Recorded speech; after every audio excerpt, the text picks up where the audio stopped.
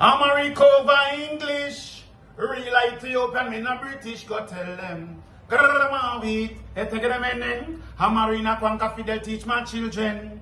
Them teach me English, Amharic is my preference. When my heights and my black my reverence. About touching no, I best my ye me nor. See me, ye can desmen gish teeth in ta. Before the best my ye in the one chin the ube me dear. Tihun ye let in jara chinin. Satin zare. Kai Mok is set, it's hot.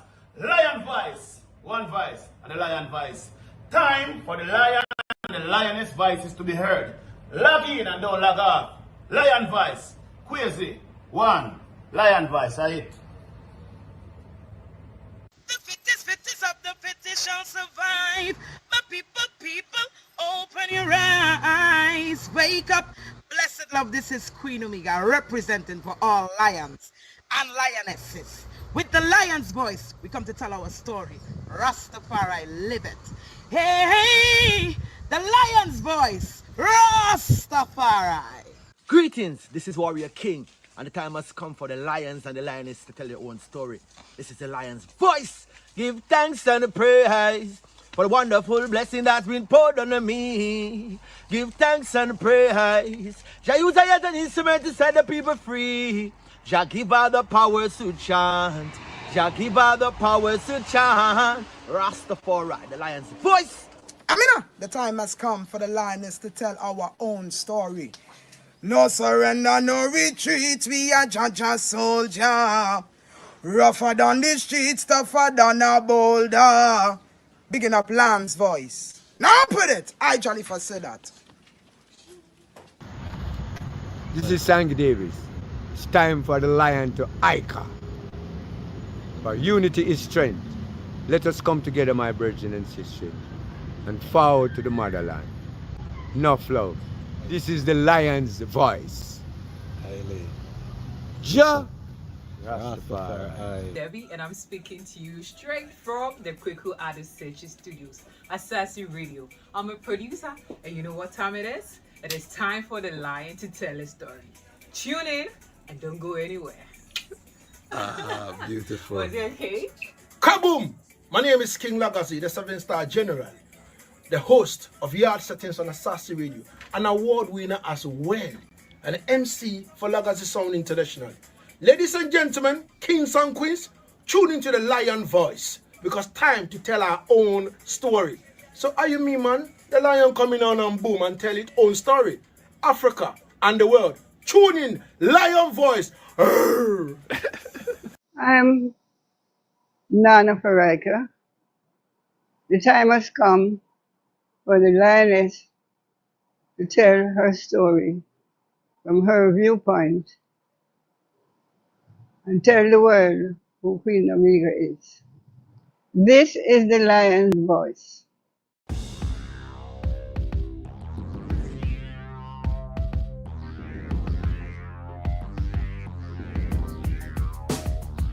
Well, lion voice, tell them that's the people first choice. Lion voice, make the lioness them feel nice. Lion voice, with the lion cubs we sacrifice. Lion voice, got to show the people them the life. Lion voice.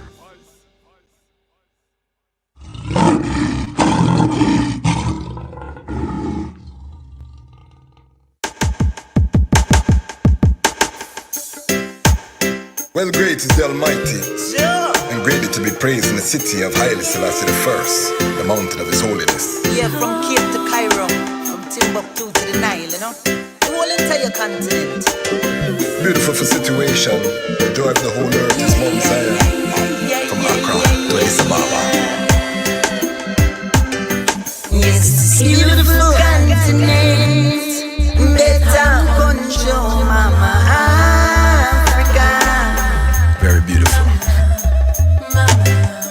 From Cape to Cairo, from Timbuktu to the Nile, I smile for mama. I hear you call mama Africa. Been so long since I see mama. Father of Africa set the law. We gonna use solar energy, use sanitation to build the ecology. We utilizing green technology. We hailing Haile Selassie first without apology. And thanks of The year is 1892, and the land of Ethiopia has been experiencing 4 years of terrible famine and drought. They call it the Kikuken, or the evil days. At least 1/3 of the human population and 90% of the cattle have died. The hyenas have feasted on so many carcasses that they have become overweight and barely able to move. Just when the people could take no more of the evil days, a woman named Wasiro Yeshimabe is giving birth in a place called Erjersa Gora. This is her 9th attempt to bring forth new life. Her previous 8 attempts only resulted in death. Will this child live? Thankfully, a healthy baby boy is born. His first cries are drowned by thunder and lightning flashes across the night sky. The heavens open up and torrential rain starts to fall. Ethiopia's drought is over, and the baby boy is given the name Tafari, meaning one to be feared or respected.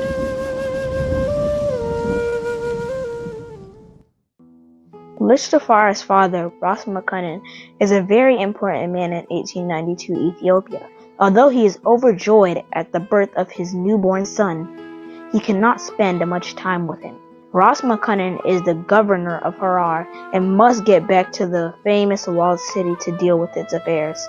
Furthermore, he is the foreign minister of Ethiopia, and having traveled to different places in Europe, he is very aware of the material and military advances they have made and the looming threats they pose to his country. Ras Makunin knows that the majority of Ethiopians have no idea what is coming, and that he has to work that much harder to secure the realm. Lich Tafari would grow up to become the legendary emperor, Haile Selassie I. To understand his journey, we must first understand the Ethiopia that he was inheriting, and what it was like when he was born in 1892. Get your copy of Kwesi Bansu's book, Haile Selassie I, Ethiopia, Volume 1, The Rise of the Priestly Warrior Kings, and increase your knowledge about the history, politics, and culture of Ethiopia in 1892, and how it connects to the rest of African and world history at the time. Haile Selassie I, Ethiopia, Volume 1 is available for purchase at www.bookmanexpress.pub. Please visit for more information. Are you ready for an adventure? We're going to Kwanzaa Land, where the 7 principles of Kwanzaa come to life. Join Malcolm, Asa, and Ya as they learn Umoja, unity, Kujichagulia, self-determination, and more about our beautiful culture. We can't wait for you to join us. Bring your family and friends. Let's go to Kwanzaa Land! See you in Kwanzaa Land!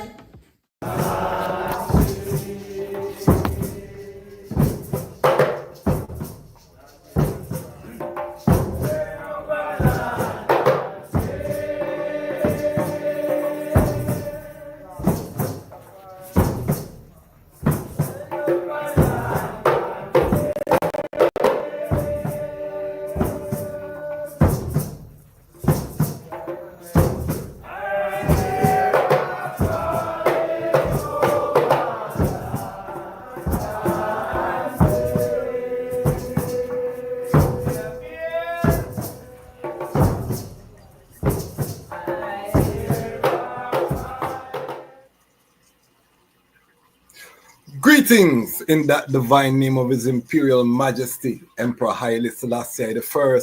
Glory and honor in the name of his chosen queen, Empress Wasiro Menen. My name is Kwesi Bansu, aka the Chasmach Kwesi, aka Ras Kwesi, aka the Reading Ras, aka the Pan-African Happy Man, creative industry attorney. I'm an author, I'm an artist, I'm an actionist, and right now I am the host of the Lion Talk Live. Welcome to Lion Talk Live, and welcome to the Lion Voice Network, where the lions are telling our own story. Tonight, very special guest, one of our Lion Pride and Patreon families, and also a professor. We're going to go deep into Ghana and what is our forecast from a Rastafari perspective. We are Rastafari independent, non-aligned media. And so as we survey the global chessboard, as we look at world events unfolding, we want to bring forward Rasses who have expertise in that area, who familiar with these areas, to come and share with the family so that we can be a highly educated population here on the Lion Voice Network. We deserve high-level Rastafari reasoning. And so big up all of the Lion Pride out there. We are still the fastest growing Rastafari platform on the planet. We didn't get 1,000 subs this strong, but we went 730 plus new members to the Lion Pride in the last 7 days. So big up. The word sound is getting out there. The movement, the information is spreading. We did our episode on that just passed on Ibrahim Traore. That is almost at 1.4 K, 1,400 people have watched that episode. So we are really growing. We're still a modest channel. I was reasoning with one of my brethren and he said, don't call your channel a small channel. I see the eye, I've been watching and I hear the eye talk about your channel is small. He said, don't say that again, Ras, because what the eye has accomplished in such a short time is very remarkable. I respect the brethren because he have a big platform. He's doing the thing on a major level. So I will no longer Lion Pride. This is for the Lion Pride. I will no longer refer to this platform as a small platform. We are an emerging platform. That is the new language that we are working with right now. But 15,000, we passed that mark. We're headed toward 20,000. I just secured the special presentation that we're going to launch at our 20,000 subscriber mark. Just like we dropped Muta Baruka at 10,000, we're gonna drop a next big interview at 20,000. So the ecosystem is developing, it's maturing, and we give thanks. Big up Lion Pride and Patreon. These are the economic engine that make this run. We have visions of a fully fledged Rastafari multimedia apparatus where we have staff, we're hiring Rastafari youth, we have correspondents in different regions, delivering high-level Rastafari content across the board, from animation to feature films, from a Rastafari worldview. Every community have it, so we deserve it ourselves. Pan-African point of view too, because we want to see the Battle of Ottawa cartoon. Who wants to see that? I do. So who's going to develop that cartoon if we don't do it? So the Lion Pride and Patreon are the ones who see the vision with 26 fire angels from around the world.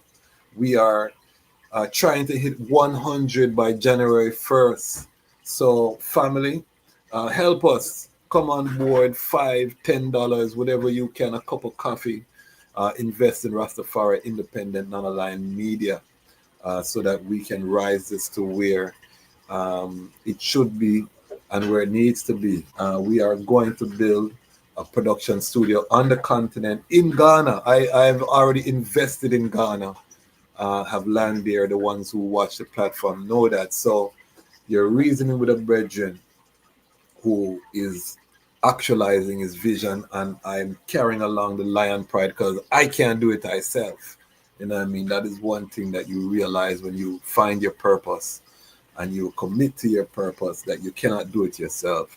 So we are here doing the work, awaiting the Almighty to send, the ones, the light-minded ones, the tribe, the collective, to help and to execute. And I big up the 26 Fire Angels. We just welcome Nick Nakus, the latest to join our Patreon. Big up yourself, Nick Nakus. He was also an Ubuntu Lion Pride. So now he's come on both sides. So we give thanks. Also big up my brethren, Bingy Sean, joined the Ubuntu Lion Pride, the Myers family, there in Ghana. You know what I mean? I have a whole heap of brethren that said that they're going to support the thing. So it's good to see them chatting, because I don't call people, you know, that are close to I to ask them to join. And, you know, I want the work to draw them in.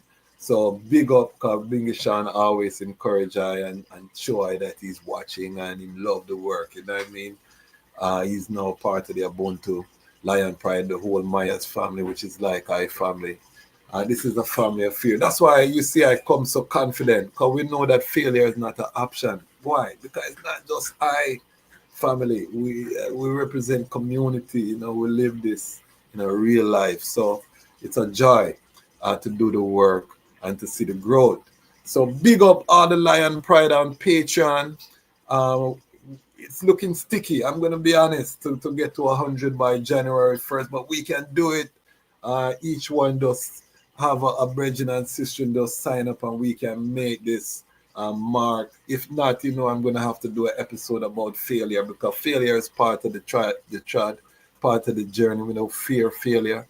It's part of any path of development, and we want to train our young people not to fear failure. No, you know what I mean? Failure will stop you from acquiring your purpose. You know what I mean? If you fear that failure. A baby doesn't just be born and start running. The baby has to crawl, he has to walk, you know what I mean? And that's everything in life. His Majesty started as the governor of Harar before he sat on the throne, you know what I mean, and demonstrated his competence, you know, on a small level before expanding outwards. So failure is part of the process, but I don't want to fail, family. So please, the like minds, I'm not talking to the people who are questioning if or not, but we'll get to the item in time. Just keep watching and you will see. But I'm talking to the ones already convinced, you know what I mean? Just join us.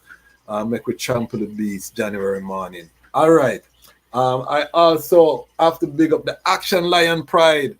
Those who cannot afford, they don't have any electronic access, something is going on there. We're not getting into people's personal business, but they like, they comment, they share. Big up every Action Lion Pride, making this thing move, you know what I mean?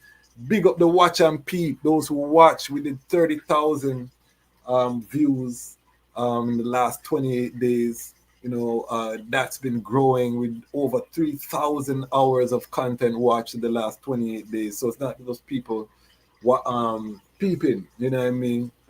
It's people watching the content. So we're humbled. Big up the peepers, them too. The people just peep to see if we're still here, if we pop down or, you know, whatever. Big up the people, them same way.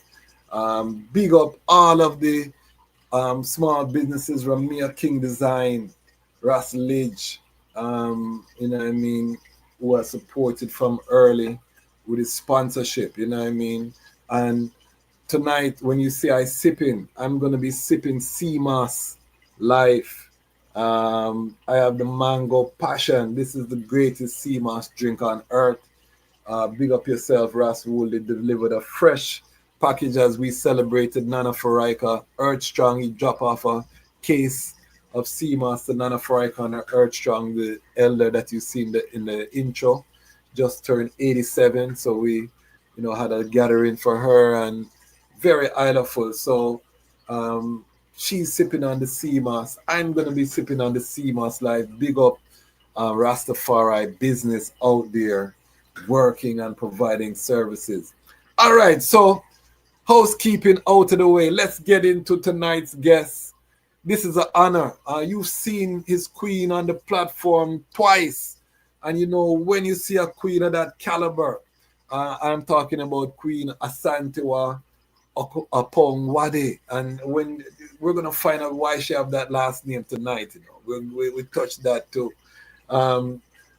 When you see a queen of that caliber, you know, say the king Pada Heights, you know what I mean? So tonight we're going to bring forward the king for his first, and you know, we don't do one-time interview or reasoning on this platform. This is a community. This is an uprising being displayed in real time. So, you know, we're going to bring him forward. But this is a sweet sip for I, because this is going to be the first time really get to have an in-depth reasoning with the brethren. I've admired the brethren how he cultivates his family from afar.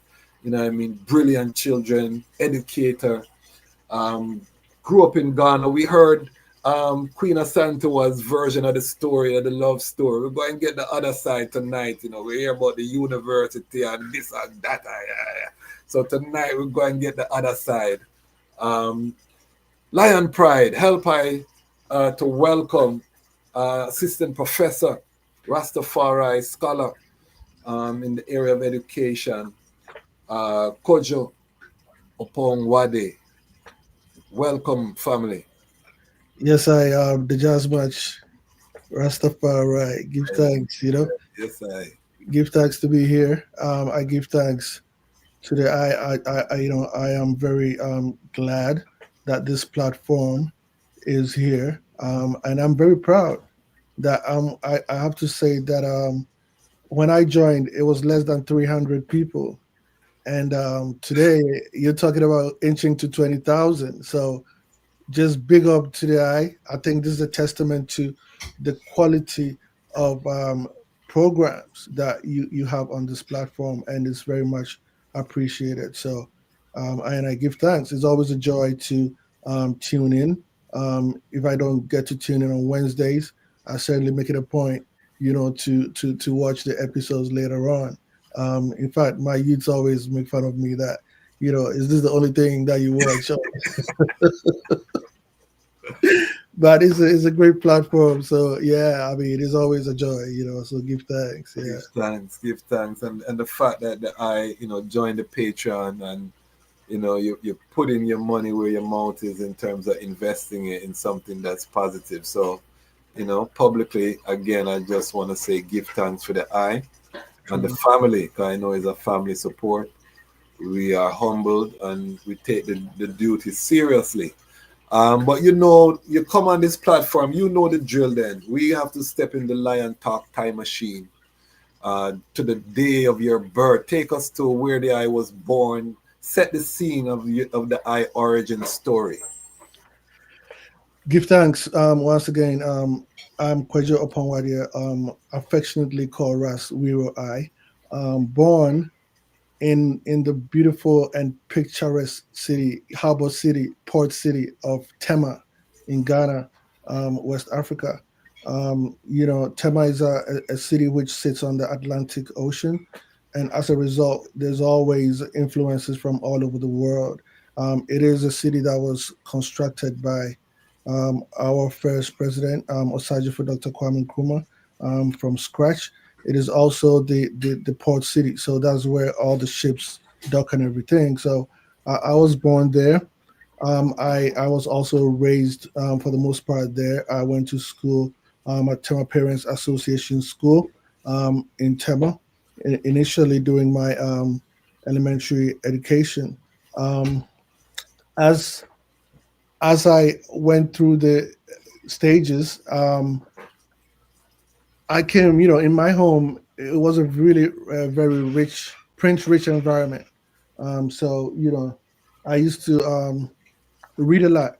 I know you call yourself the reading rats, which, yes, you know, sometimes I have to say that, you know, I thought all races were reading races, but I think I could be wrong, right? But should be, it should be, right? Yes. Yeah.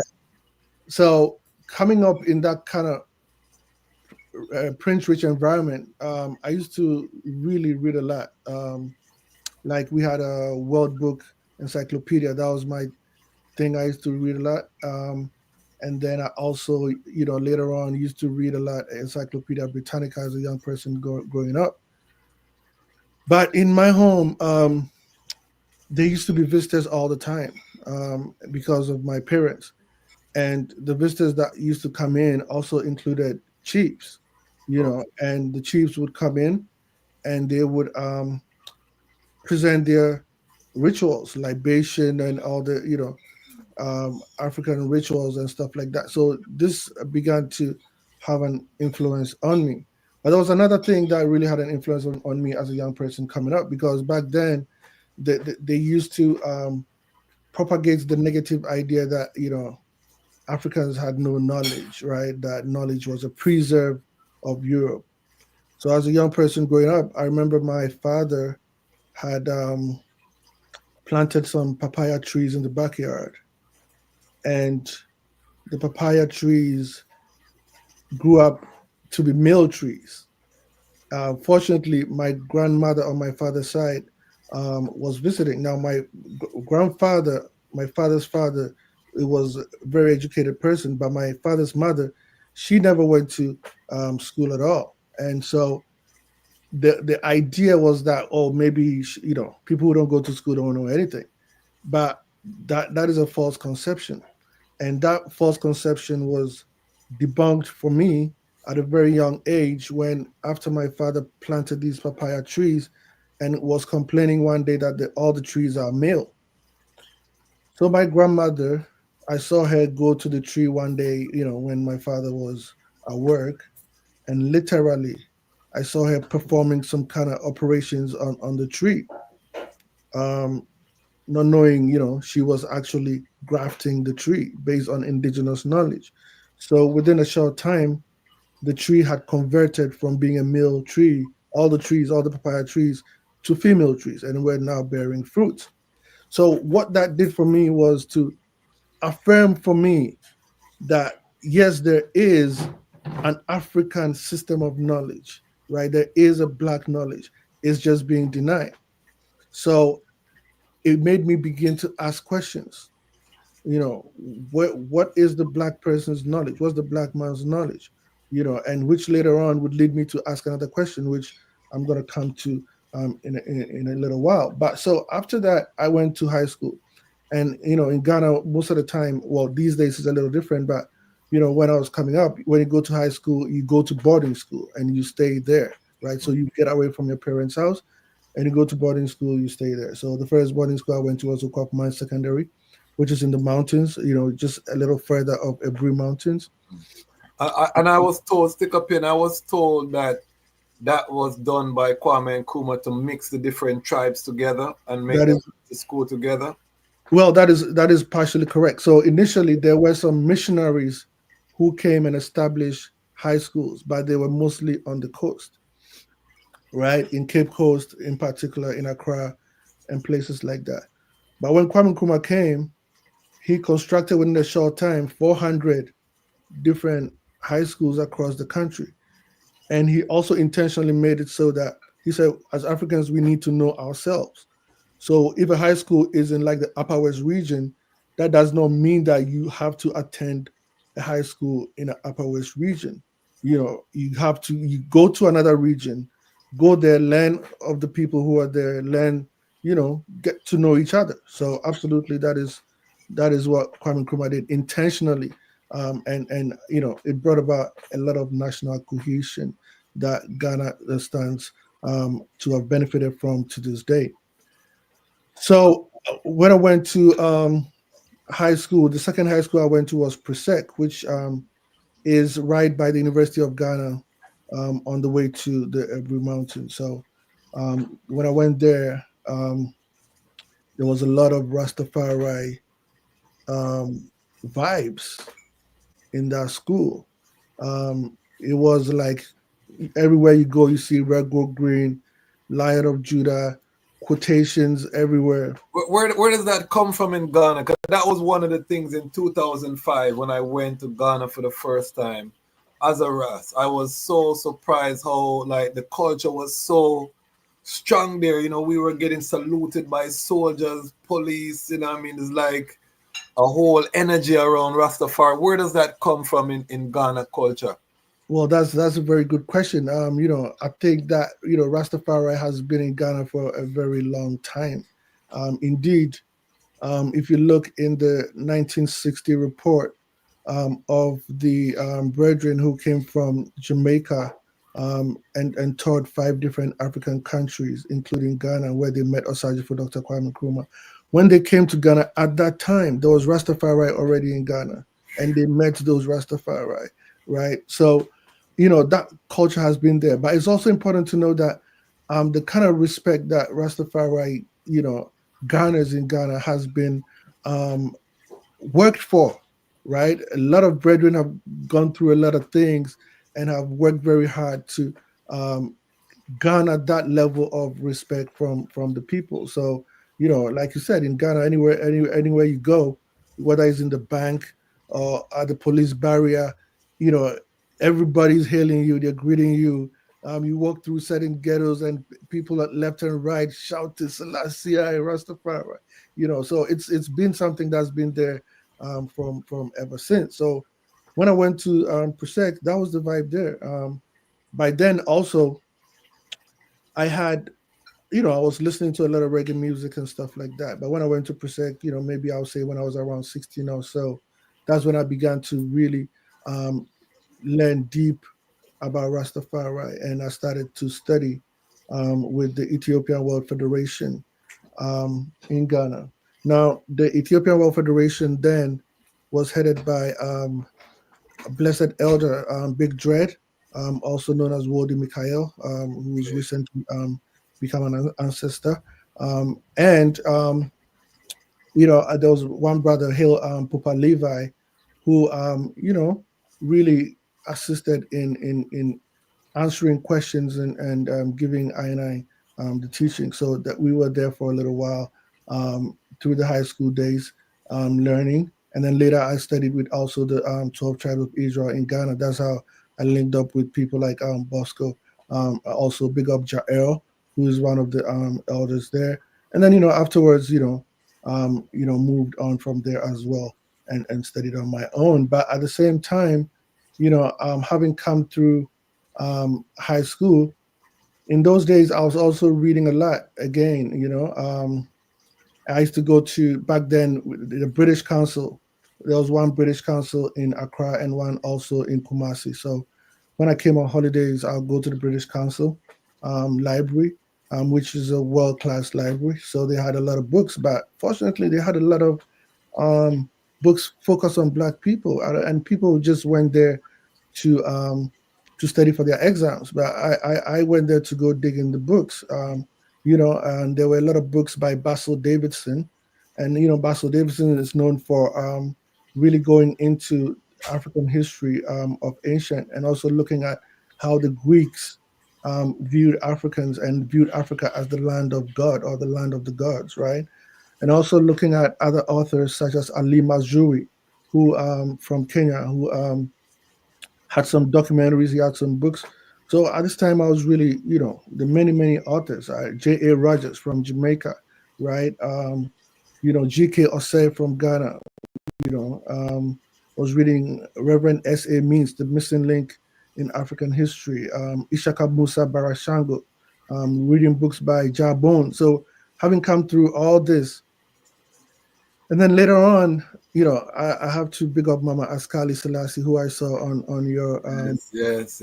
today.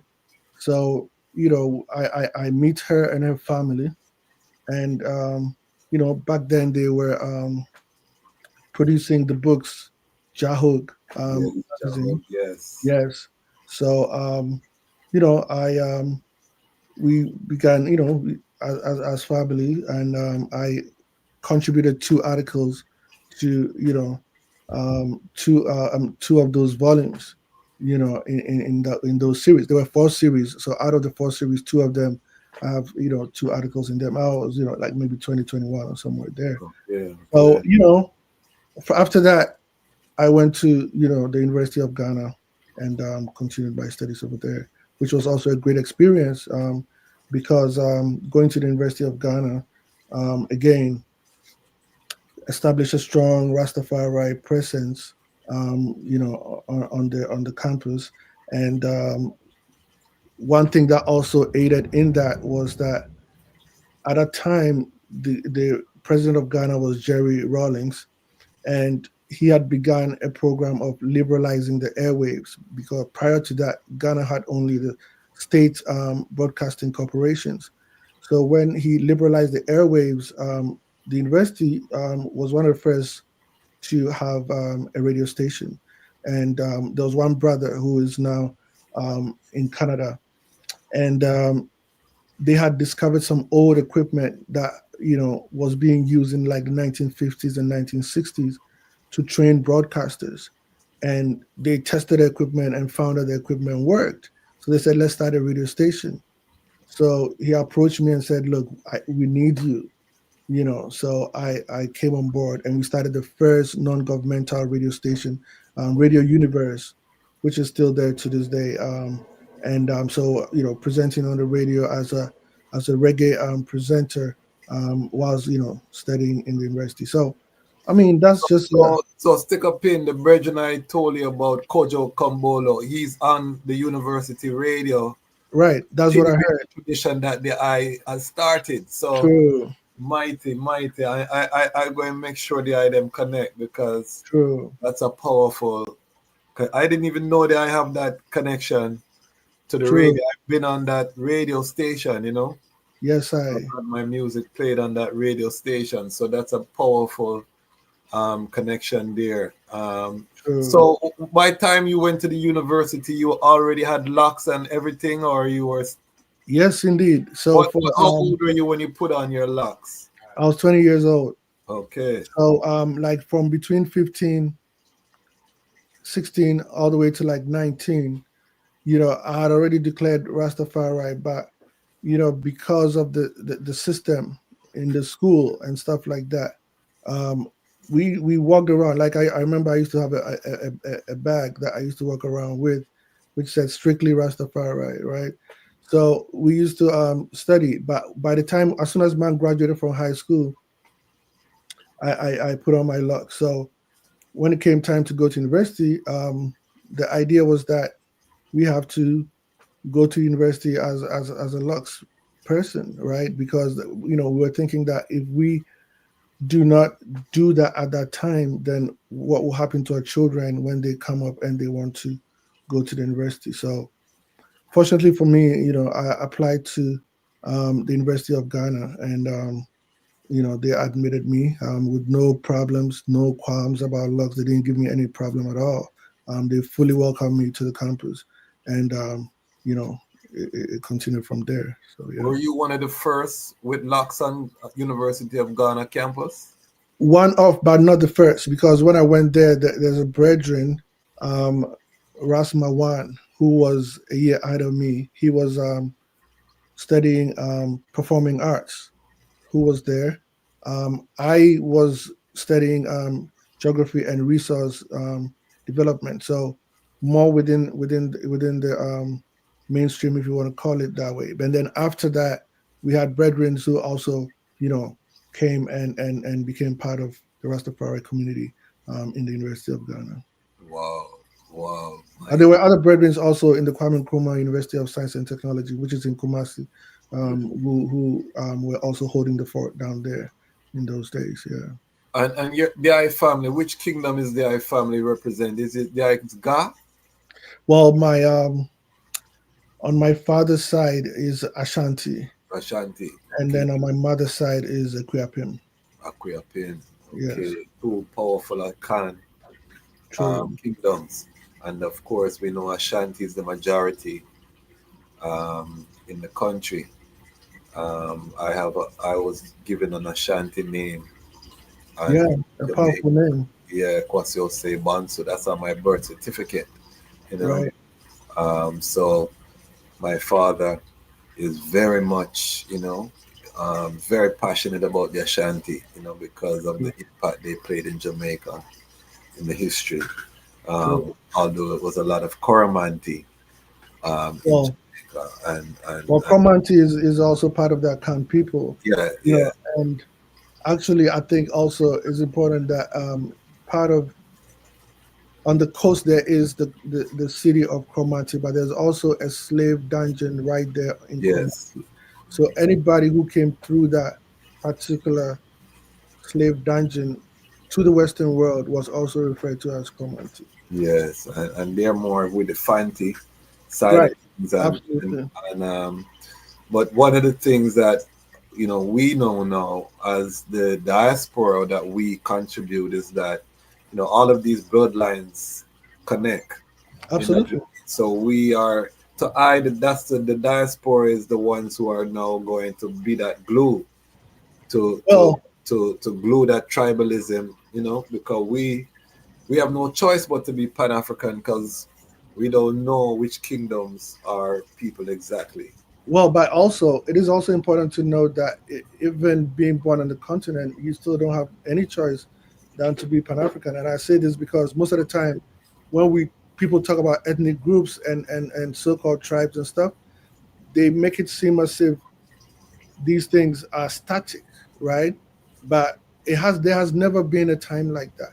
In fact, right now, when you ask me which ethnic group, I said, my father's side is Ashanti, but and then my mother's side is Ethiopian. But then when I look at it, when I go into the history, when I go right past my grandfather on my father's side, and even my grandmother also on my father's side, they were Dentra people, which is a different ethnic group. So within a short time, you move from one ethnic group to the other. The same thing with my mother's side. Today they are Ethiopian people, but about 150 years ago, or maybe even less, they were Guan people, right? So ethnic groups in Africa have never been like a monolith or something that is static. Is always dynamic. People moving in and moving on. So there is that essential desire for Pan Africanism, and that has also been laid down by our very first president, Osachuku Dr. Kwame Nkrumah. Yes, and we're gonna get into that history, but how did the eyes see the divinity of Haile Selassie coming from? Where your family was Christian in Yes, that time. Okay, so you're coming from a Christian background, but you say you still had to interact with the chiefs. We know the traditional ways are still there. So how did I reconcile all these factors you were seeing with the divinity of His Majesty, and how do you see that divinity today? Yes, So as I mentioned earlier on, I began by asking the question, what was wrong with the black man's knowledge before the white man came? And that's the question that led me to do a lot of research and to learn a lot. But that question also led me to another question. What's wrong with the black man's God before the white man came? Okay. Right? And so, as I mentioned earlier on, I read a lot about Basil Davidson's work and the Greeks, for instance. If you look at their deities and stuff, there's a lot of black deities. And in fact, we sing, as Rastafari, we sing Ethiopia, the land of our fathers, the land where our God loves to be, coming from that Greek Ethiopia, the land where the gods love to be, right? And as Marcus Garvey said, let the God of Jacob, the people who believe in the God of Jacob, worship him through the eyes of the God of Jacob. But we as Ethiopians will worship our God through the eyes of Ethiopia.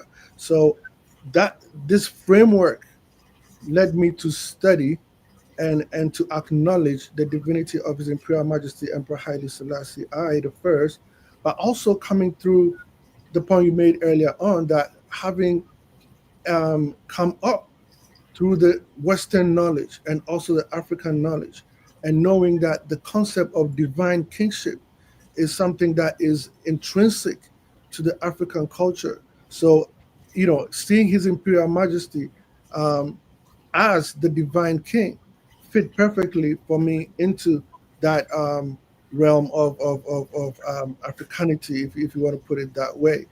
Answering the question, where is the black man's God, right? And what was wrong with the God of the black people before the white man came? And if the Greeks did tell us that the land of Punt is in Ethiopia, and that's where the gods love to be, and we say that Ethiopia is the land where our God loves to be, then definitely Emperor Haile Selassie I the First and Empress Menen present us with this divinity that we hail in this time. So, having studied, I think that as coming up, the first was to look at these things, and then coming through studying with the Ethiopian World Federation and the 12 tribes, which was more of a biblical focus.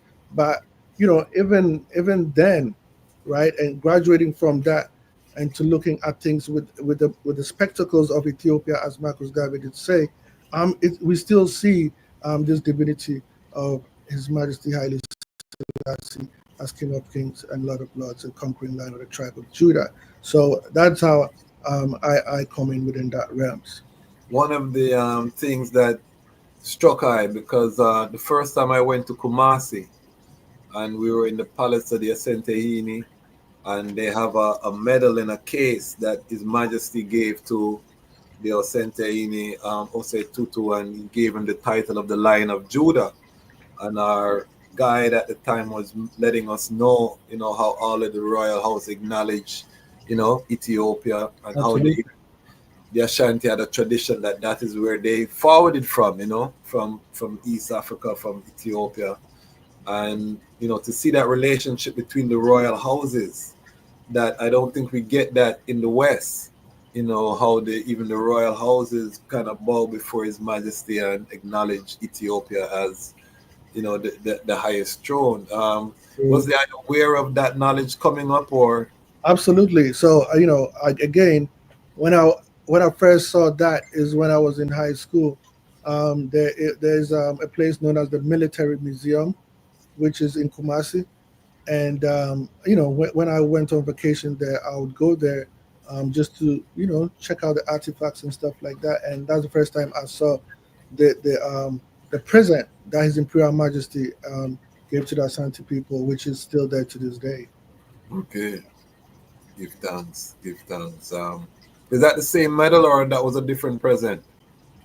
I believe it's the same one. Okay. Yeah. Give I believe thanks. it's the same one. Yeah. Give thanks. But yeah, it's very powerful. Yeah, Now, but even not to cut you back quickly, I just also want to point out that, for instance, even in Ghana, there's a lot of places which are named after Ethiopia. So, for instance, we have Gondar Barracks, right? After, the province of Gondar in Ethiopia, and such other names, right? So, like you said, the link has always been there, right? It's not this isolation that we are made to believe in the West.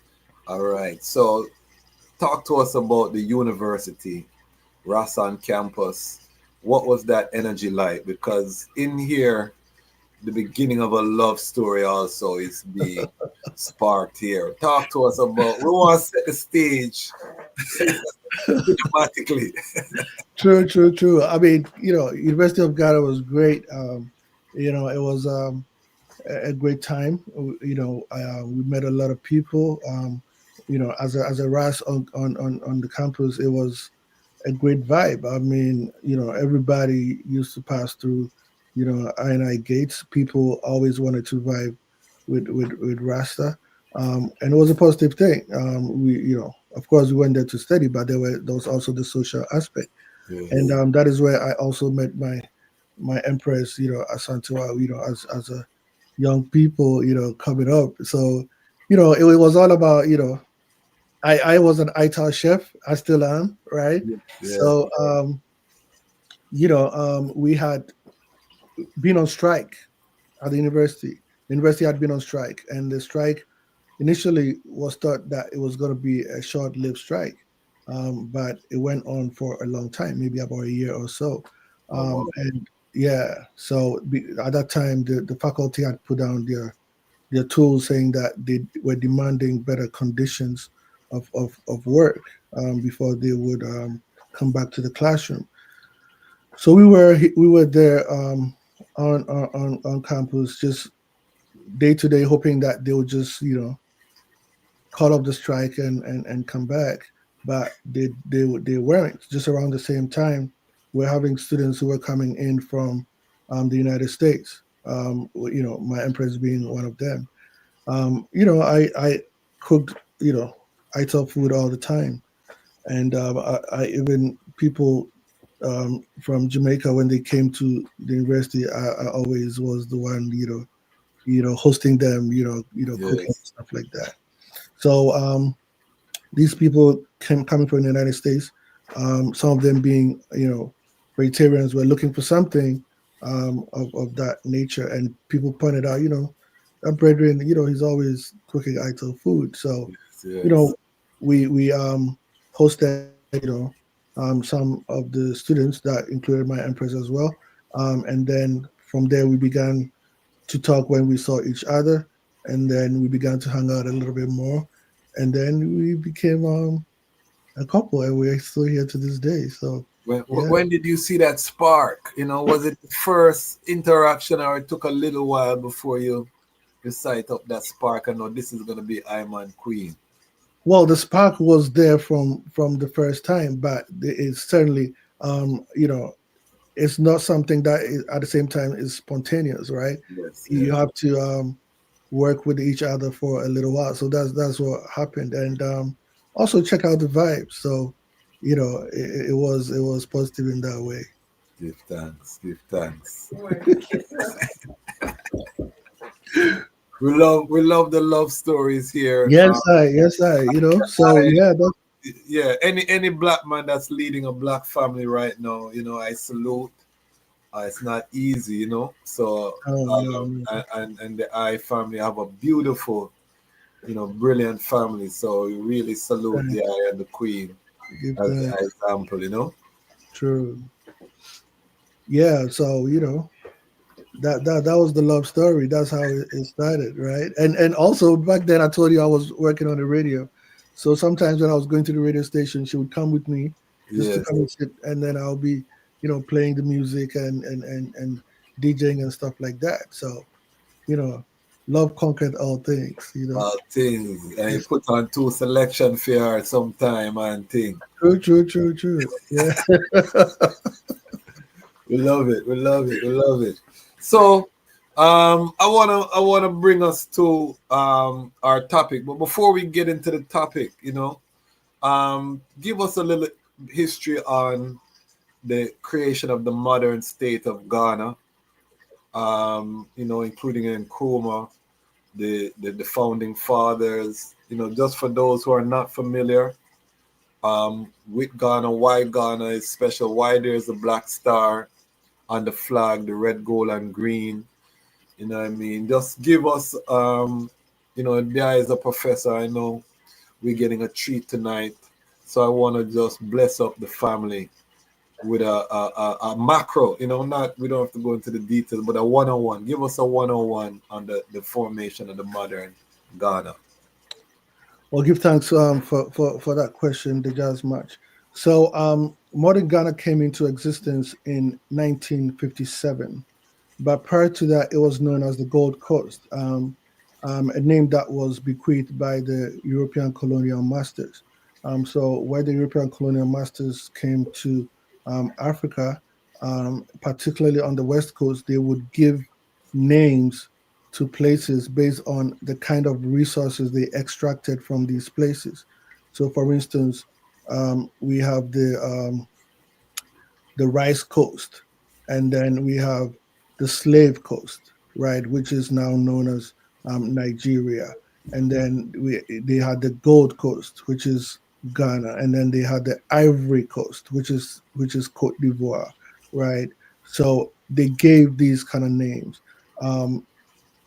and with colonialism came the missionary activity, where the missionaries actually developed a kind of brainwash education system for I people, and you will see that even to this day, there's a lot of people with European names and stuff. Somebody like my mother, for instance, when she went to school, in a missionary school, the missionaries did not want to pronounce her African name.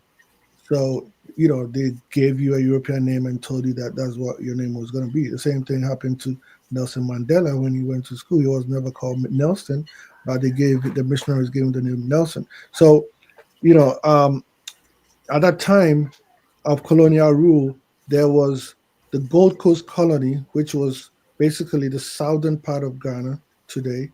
And then there was the Ashanti, which was a protectorate of Britain. And then there was also the Northern Territories, which was also a protectorate of Britain. So after, the Europeans had been there for a while, of course, one thing that really had a positive impact was the world wars, right? A lot of people who left from Ghana to go and fight in those wars from Gold Coast in that time. When they came back, they were like, you know what? There's no way we need to sit down for these people to be ruling us. We've been to their countries; they are nothing. I mean, we teach them everything. We kill them. We do everything that there's no reason why we have to have them rule us. So there was agitation for independence. But Sergeant Dr. Kwame Nkrumah was brought in. He had been studying in the United States. He went to Lincoln University, and then HBCU. HBCU, absolutely. Right. And then he also was one of the primary organizers for the Pan African movement here in the United States and also in England. So there was a formation known as the United Gold Coast Convention, UGCC, and their primary objective in those days was to agitate for an end to colonial rule, but they were not really in a hurry for colonial rule to end, and they were only wanted it to be like a gradual process where whenever the white man wanted to end colonial rule, he would end it and then he would bequeath rulership to them because they saw themselves as the educated people whose fathers were mostly the chiefs. They had been educated in like Oxford and Cambridge and all these big universities. So one of them suggested that there's a young man who is doing wonderful things in the United States and in England, and they think that they should bring the young man to become a general secretary of that party. So they invited Kwame Nkrumah to come home from the West. He came and assumed the position of the general secretary. But then within a very short time, he realized that his objectives and their objectives were not the same. He wanted independence like today, right now. And they were like, no, you're moving too fast. Let's take our time. We don't need the white man to just leave right away. Let's work with him until such time. So Kwame Nkrumah broke away from that party to put it briefly and formed his own party known as the Convention People's Party, the CPP.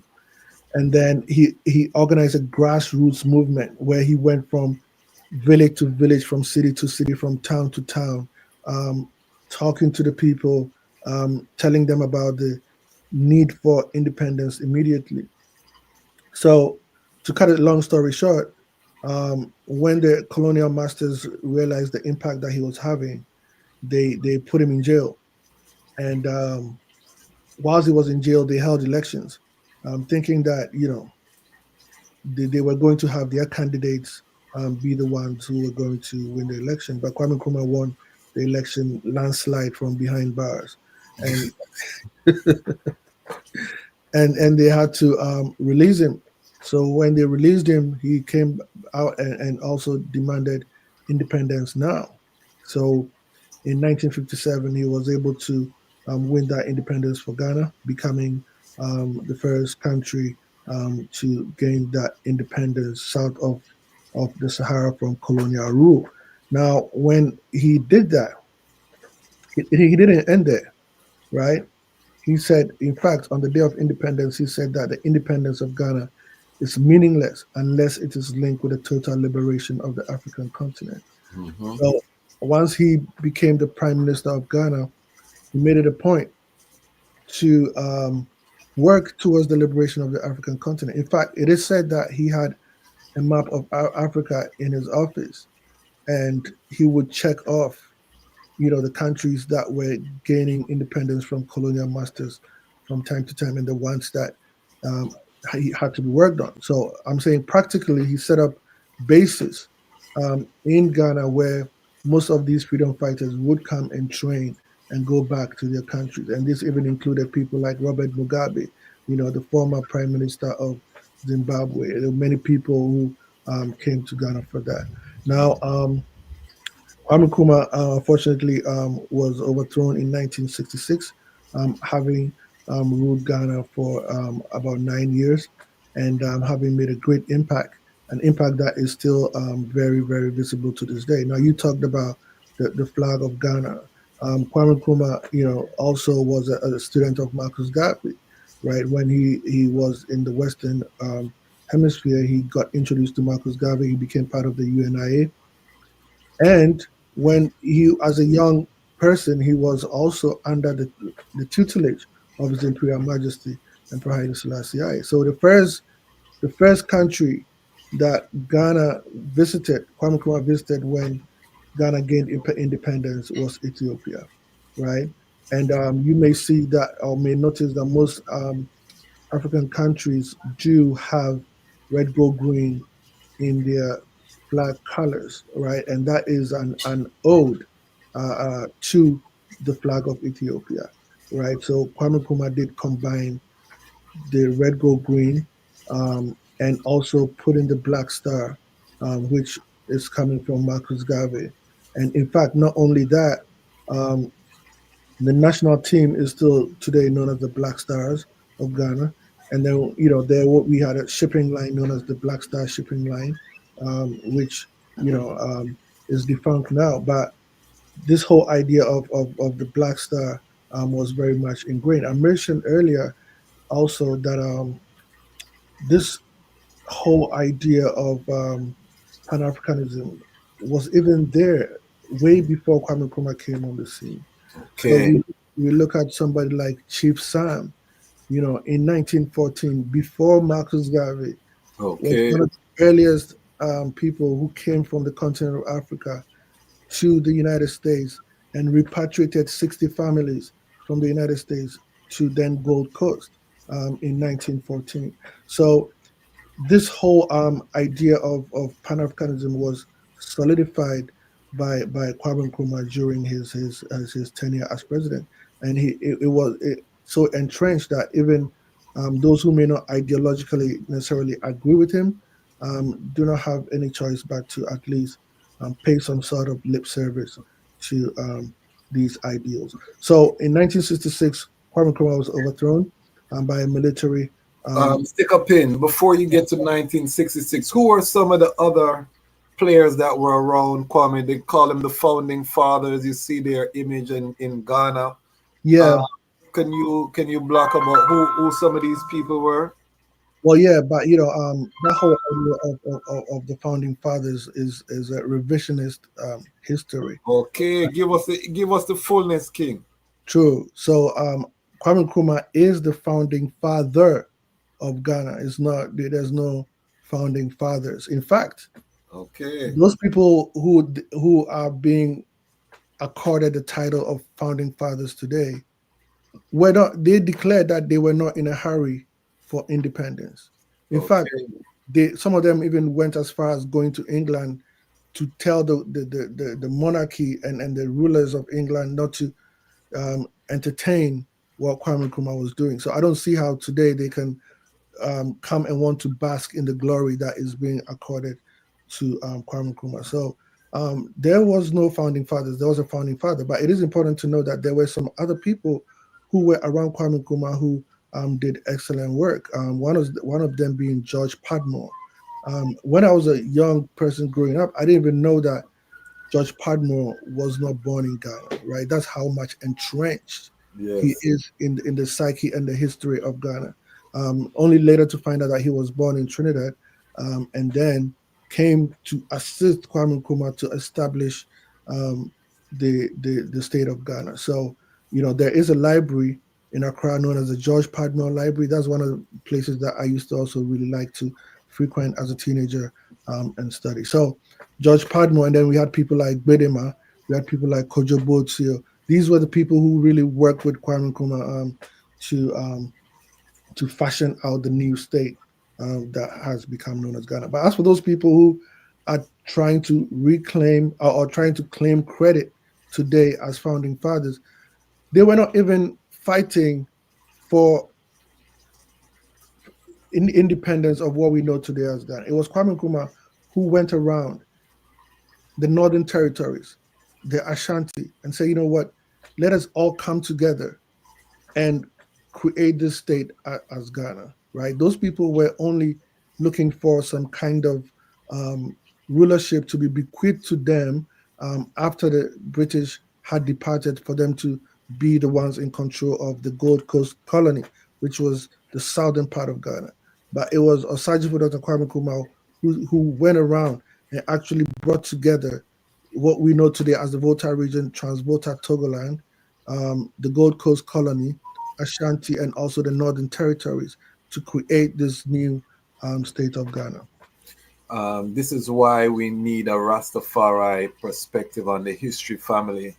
We are getting this from a Pan-African brethren who was born on the continent, born in Ghana. Is not talking about where him here say, is where him grew up and learn and see. So this is the value. And we have some of the Lion Pride in the house. Big up Elder Bongo Wisely, St. Lucia checking in. Our powerful Elder Bongo Wisely, Grand Rising family, love and light. Gain up me, West Coast checking in. I think I saw the eye on the continent too, gain up me in Ghana. Is the Aya citizen? She's just shared this with Papa Wastik and Empress Q. Yes. Big up all the Ghana family. I know Ghana family will tune in on this one. Yes. Big up, likes. Definitely family. Big up all of the Lion Pride on Patreon. All of the Lion Pride family checking in. We are getting a great history here of the founding. One of the things I always wondered as an outsider is how did Kwame Nkrumah, who is not Ashanti, manage to convince the Ashanti kingdom to support his independence drive? You know what I mean? What was that relationship like between Kwame and Nkrumah, who was from a smaller kingdom, and the Ashanti kingdom? Well, that's a great question. I think that is through his works. So, in fact, the title of Sajifo was actually given to him by the Ajiman Prempe, who was the king of the Ashanti people at that time. He bequeathed the title of Sajifo to Kwame Nkrumah. Sajifo meaning savior of the nation, right? Yeah. Yes. He, like I said, he went around, speaking to the chiefs. The chiefs, most of them were with him, saying that, let's fight against colonial rule. Let's emancipate ourselves from colonial rule. Let's establish our own state. So that was the initial case. But it was after independence, for instance, that some people began to kick against the idea of the nation state and wanted to have a federal state instead. And the thing about a federal state was that, the Ashanti region, for instance, is one of the gold-laden places of the whole world. Like there's a lot of gold over there, which has been mined for centuries. But if it had been a federal state, then that simply meant that the resources that came from that region would be meant for the development of that region, whilst the other regions had to also, find their own resources to develop their regions. But that was not the vision that Kwame Nkrumah had. Kwame Nkrumah had a vision that, we all share whatever resources come from whichever part of Ghana. So, that movement came for federalism, but it died out after a while. Okay, and all right, so we can get to the coup d'etat that removed. Now there was some people saying that Nkrumah started moving like a dictator. There were some people, he was not loved particularly by the Francophone countries. The whole Casablanca, Monrovia controversy, because they felt he was fomenting unrest, arming rebel groups, as you say. So he was not a man that was well loved outside of Guinea and Mali and Morocco. Certain, he made some friends, Egypt. But what was that 9 years of Nkrumah? Describe some of the victories, and then also what were some of the challenges, and then maybe some of the things he didn't do so well. So, first of all, detractors always try to find something to create disaffection for a person. And one thing that they tried to use against Kwame Nkrumah was that he had moved Ghana to a one-party state. which is true. But nobody ever discusses why he had to take that decision. Kwame Nkrumah was on a path that he was progressing Ghana and also for Africa at large. And these people were trying to do everything they could to destabilize him. I mean, he had about 48 different attempts on his life, right? In the 1960s, right? So he had to come up with something that was going to prevent that kind of situation from detracting him from his path. But within the 9 years that Kwame Nkrumah was the head of state of the president of Ghana, I can say that that period still stands as the standard period for Ghana even to this day. Kwame Nkrumah, first of all, established the first hydroelectric dam in Ghana during his tenure. And Water Dam. yes, absolutely. So that began generating electricity for Ghana, because what his idea was that the Akosombo Dam was going to generate that electricity that was going to support manufacturing in areas like Tema, which was the manufacturing hub, and also the port city, and which was actually what happened. During that time, there were a lot of things that Ghana produced, right, and exported to the world, from this idea of Kwame Nkrumah creating an industrial powerhouse in Ghana. Now, apart from that, you mentioned earlier about education. Kwame Nkrumah made sure that education was not a preserve of the missions, which of course always had an agenda, of Christianizing the so-called natives, right? Kwame Nkrumah, within his short time, established more than 400 schools, and when I say 400 schools, these are huge schools with thousands of students, right? Kwame Nkrumah established the University of Ghana. Kwame Nkrumah established the Kwame Nkrumah University of Science and Technology.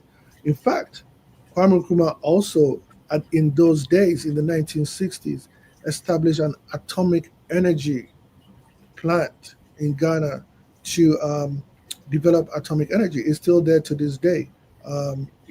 So when we talk about the achievements of Kwame Nkrumah, they really are unparalleled, right? And not only is his impact felt in Ghana, but beyond the shores of Ghana. And you're right, there were certain people outside the shores of Ghana who did not necessarily want to entertain his ideas and his movements. But we find out most of those people were also working on behalf of the colonial powers. And the colonial powers were using those people to keep many francophone and anglophone countries in continuous subjugation.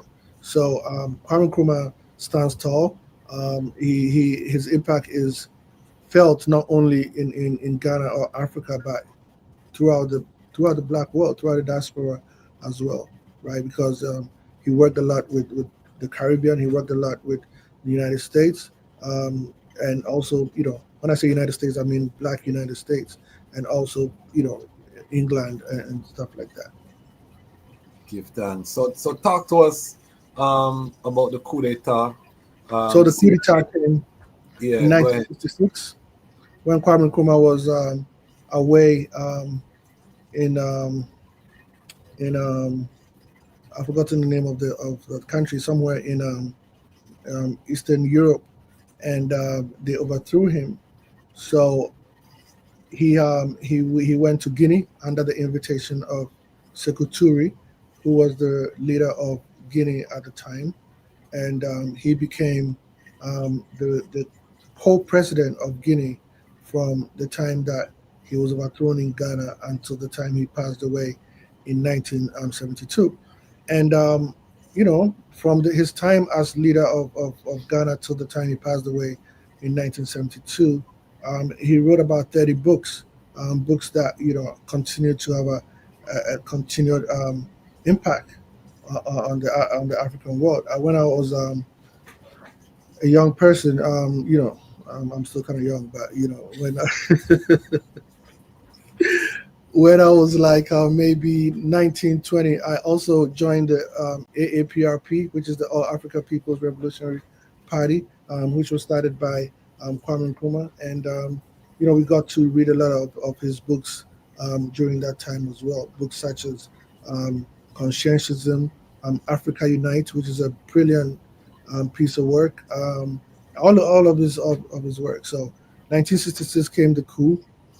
1972, there was another coup, this time by General Kutu Achampong, who was a progressive leader, and he was also a Pan Africanist. So he took out, power away from, the government of Prime Minister Buzia and Akufo-Addo, who is the father of the current president of Ghana. So Is that Adu or Mahama? Ado.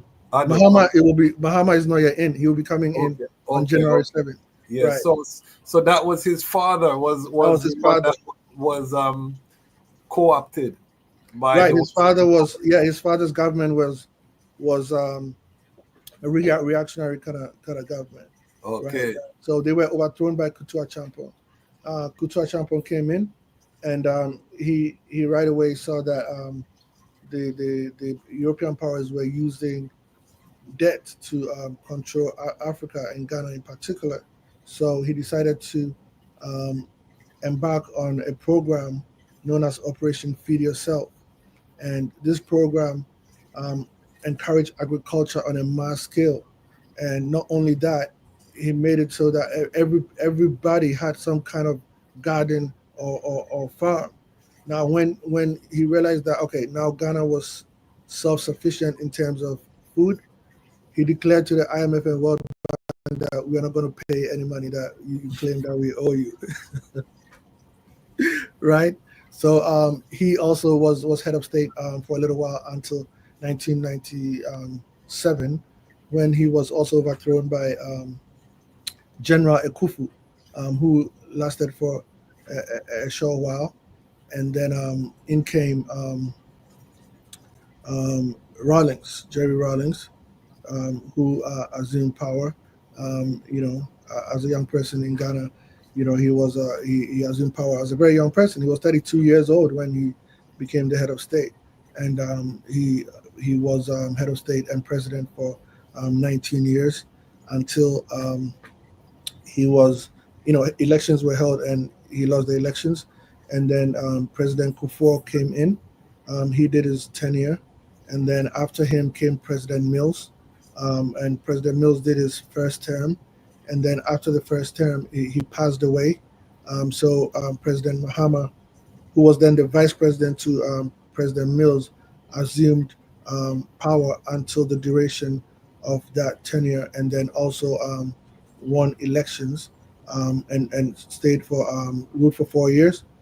And then came Akufo-Addo, who has been on for 8 years and has also now lost the election again to President Mahama, who will be sworn in on the 7th of January, 2025. So that's a brief history of Give thanks. Very, very, very powerful, very concise, and I love it. And there is going to have to be a regular contributor here when we go into West Africa, because I love how the eye is a professor, so we're getting a free lecture here on the Lion Voice Network. Powerful, powerful. So that brings us to the topic of tonight. Ghana has just had an election. How do you characterize Mahama, his first term? Was the eye living in Ghana at that time, or you were already in America that time? I was already in America, but I used to visit Ghana. Yes. Okay, so give us how did you feel about Mahama first term? Did he achieve anything? What is his view? And then we'll talk about what we can anticipate with this new term. True. So I think that one of the things that Mahama really achieved during his 4-year term as president was he embarked on a lot of infrastructural projects. So road networks, right? Hospitals, all across the country. He within the short time, his impact was really felt in terms of infrastructure. But then, you know, um, of course, in politics you have the two party system where the other party was able to characterize him at that time as being incompetent and that they were going to be able to do better if the people voted for them. So, having served for the remainder of Professor Mills' presidency and also his 4-year tenure, the people felt like if these people are saying they were going to do better, then let's give them an opportunity to come in. So that's when Akufo-Addo won the elections and came in as president. But again, just on the 7th of this month, President Mahama has been voted in again because I think that the people of Ghana also want a change. He won in what I would call to be a landslide election, right? So I think that in his manifesto, um, according to his party, they went around the country and listened to the concerns of the people, and they used that to write their manifesto. I also want to say that the election of Mahama um, has also brought in the first female vice president of Ghana, Professor Nana Jane Opoku-Agyeman, who is somebody who is going to make a positive impact. She was a minister for education in the first Mahama government, and her orientation is a positive orientation. She looks at things through the lens of Africa as opposed to the colonial Western lens. So, having achieved this feat of being voted in as the first female vice president, there is expectation of what she herself and Mahama are going to be able to do. But it's also important to point out that the expectations right now are very, very high for Mahama. And they're going to have to put in a lot of work. I think that he's going to have to be bold and make some decisions that will leave a lasting legacy and impression for Ghana. But so far, some of the things that they're talking about are positive. They're looking at implementing something called the Buy Ghana agenda, where goods made in Ghana are encouraged. They're talking about having a 24-hour economy where people can work shifts in manufacturing and so on. They're talking about agriculture, embarking on agricultural policy. They're talking about diaspora affairs, having continued engagement with the diaspora. In fact, one of the things that they're talking about is streamlining the process of diasporans and acquiring citizenship in Ghana. They're talking about Pan-Africanism. They're talking about health. So far, the things they're talking about is positive, but it remains to be seen, right? So hopefully he's able to make those bold decisions that will bring these things into actualization. Because of course, as someone who is moving to Ghana, that's my concern as diaspora. Will he continue? We just saw, and I did an episode. I don't know if you saw the episode about the 534 people who attained citizenship under this present government, which we could argue, maybe was a political move at the end of his, close to the election. But, our concern is, we're not getting into the minutiae of the politics yet until we're citizens. We're very careful. But will this government continue? And I'm hearing from the eye now that you feel that they will continue the process of Ghana, of accelerated Ghana citizenship. There was a bill that was floating around. I don't know if it's still in Parliament that outlined the citizenship process for the diaspora and define who the African diaspora was. Do you know anything about that bill? Well, no, but I can certainly find out about it. But in terms of Mahama disrupting the process of diaspora engagement, I don't see that happening. In fact, he was one of the people who was forefront in granting citizenship to diasporans prior to him losing elections to Akufo-Addo, right? And in Ghana, really, I don't think any president can come and say that they are disengaging the diaspora. I think that Osajifo, Dr. Kwame Nkrumah really entrenched the idea of Pan-Africanism um, in the psyche of the Ghanaian people. So even those who are ideologically opposed to Kwame Nkrumah still engage in diaspora relations, as we have seen under President Kufuor and also under President Akufo-Addo, right? So certainly I don't see that as something that President Mahama will discontinue at all. What was the impact of the year of return on Ghana? Looking from outside, I don't know if you got the chance to travel that year. This was right before COVID 2019. What impact do you think that had on Ghana? I think similar to the Soul to Soul concert that was held in Ghana in I think 1972. I think the year of return did shed a lot of light on Ghana across the African diaspora and the African world in particular, right? I think that in modern times there has not been an occasion where a state says that we are inviting all sons and daughters in the diaspora to come home, and apart from that, initiates activities and welcoming and programs of engagement on business level, on the social level, on the economic level. So yeah, that impact was there. There was also the impact of financial, because people coming in, spending money, contributes to the economy.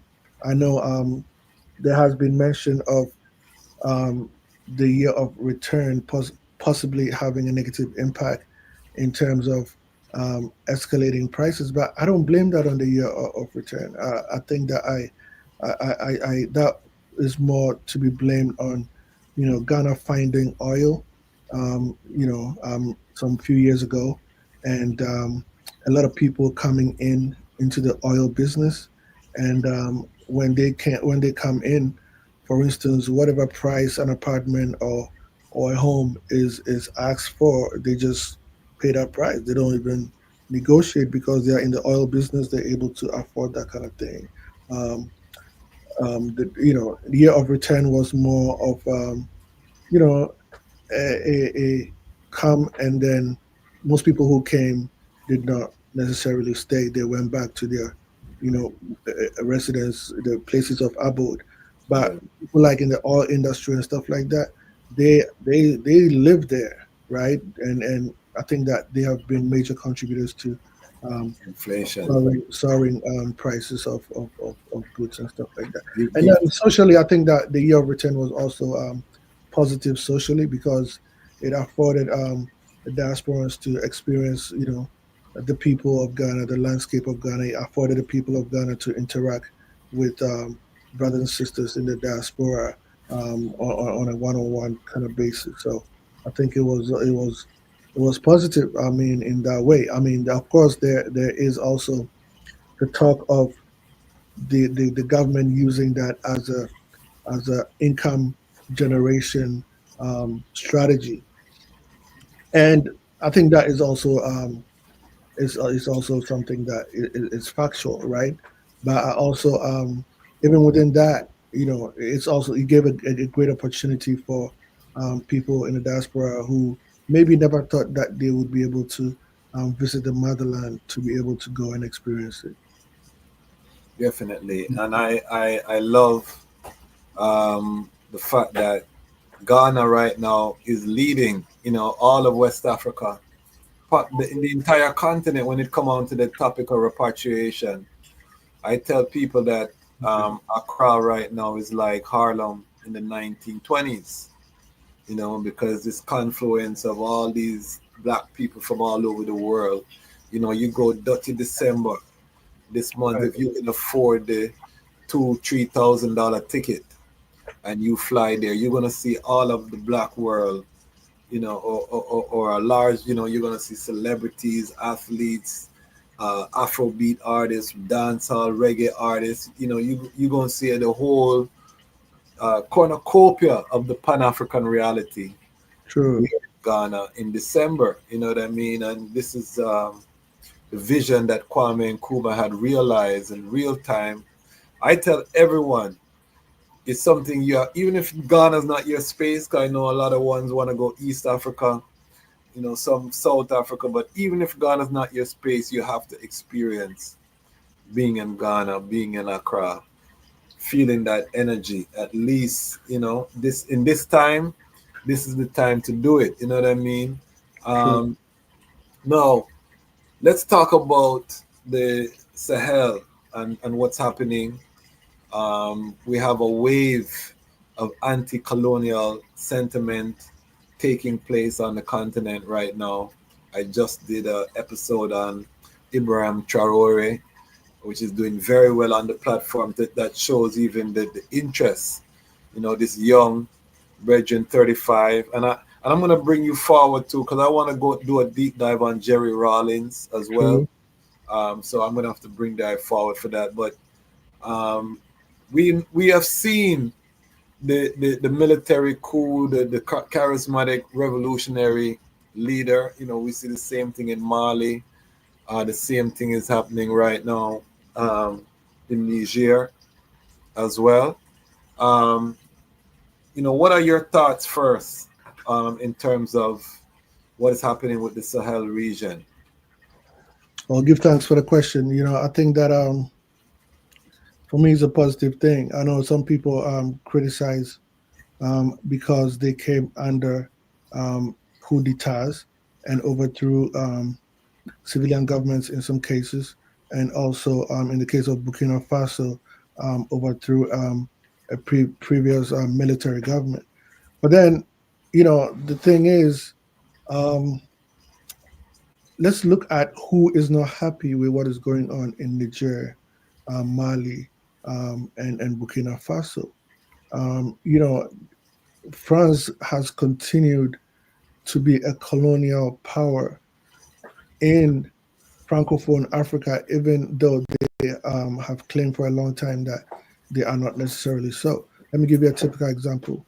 So even though independence was granted to these countries, France set it up so that Francophone countries have to have their deposits, their national deposits, banked in the French National Bank.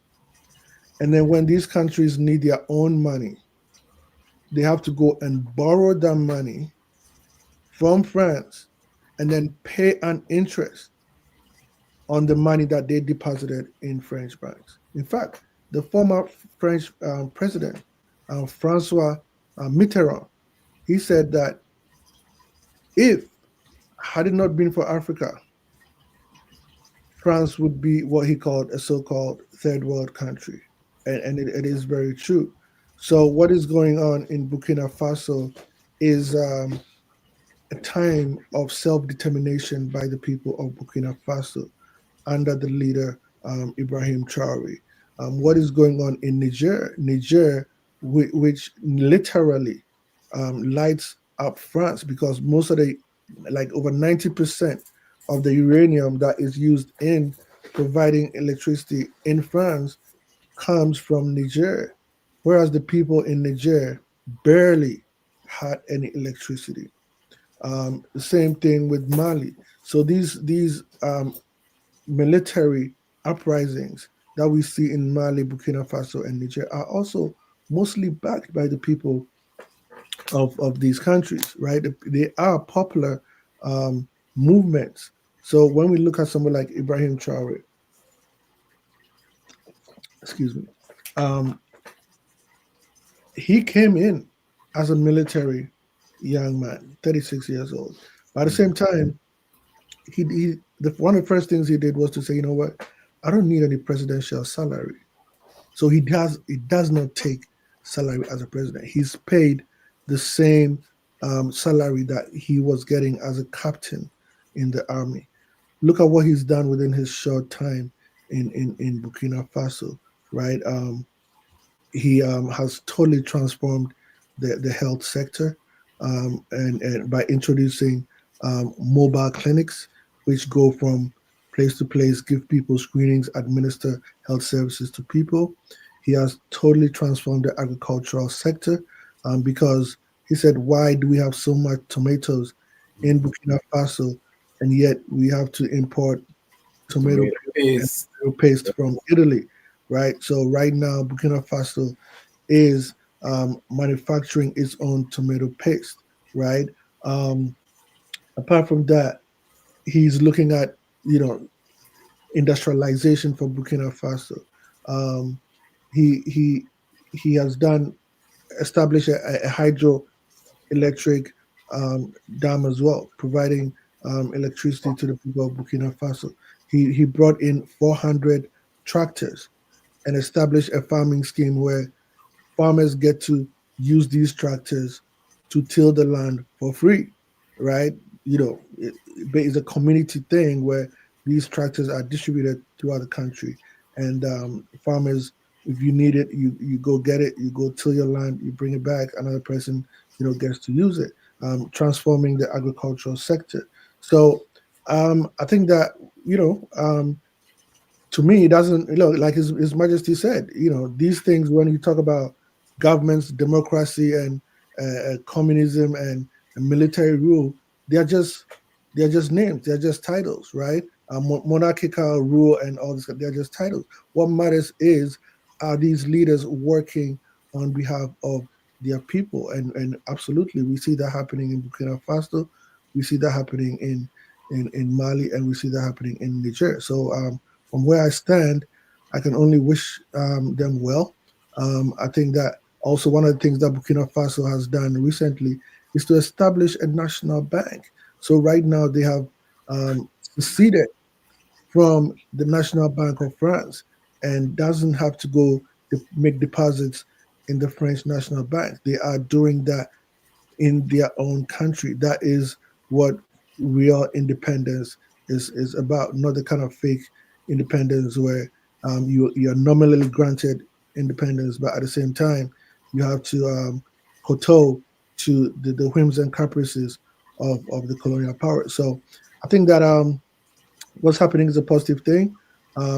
There are other African countries who are looking to have a more pro-African direction. We're looking in Senegal right now. We're seeing that the leader over there is also making some pro-African moves, and we hope that that continues across the continent. It doesn't necessarily have to be in the form of a military, but it has to be an orientation that the government has that is more in the interest of the African people, instead of just simply acting as managers of the economy on behalf of the Western powers. How do you feel about these Sahel countries leaving ECOWAS? Well, I think that I think it's a positive thing. In the sense that when they initially staged their coup d'états and took control over those countries, the Western world tried to use ECOWAS against them, right? By threatening that they were going to send their soldiers to come into those countries to restore democratic rule in those environments. So I think that was the basis for them leaving ECOWAS. I think that the ECOWAS bloc, instead of having them leave the bloc, should have also worked to bring them back into the fold. And I think that that's something that they're going to be working on eventually. But right now, according to them, they've suspended those countries, and that they have given them 6 months to come back, or face you know further sanctions or whatever.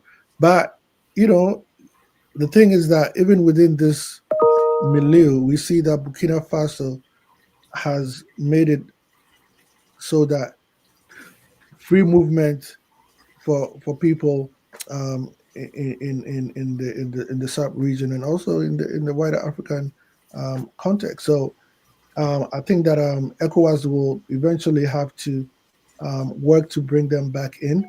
But for right now, I think is a statement that they are also making, saying that if you are going to be opposed to this pro-African movement that is happening, then you're not going to be dealt with in the same block. So they have isolated themselves, so to speak, and they have created their own block, the organization of Sahelian states, right? So it remains to be seen, but I think that eventually there would have to be some moves to bring those countries back into the fold.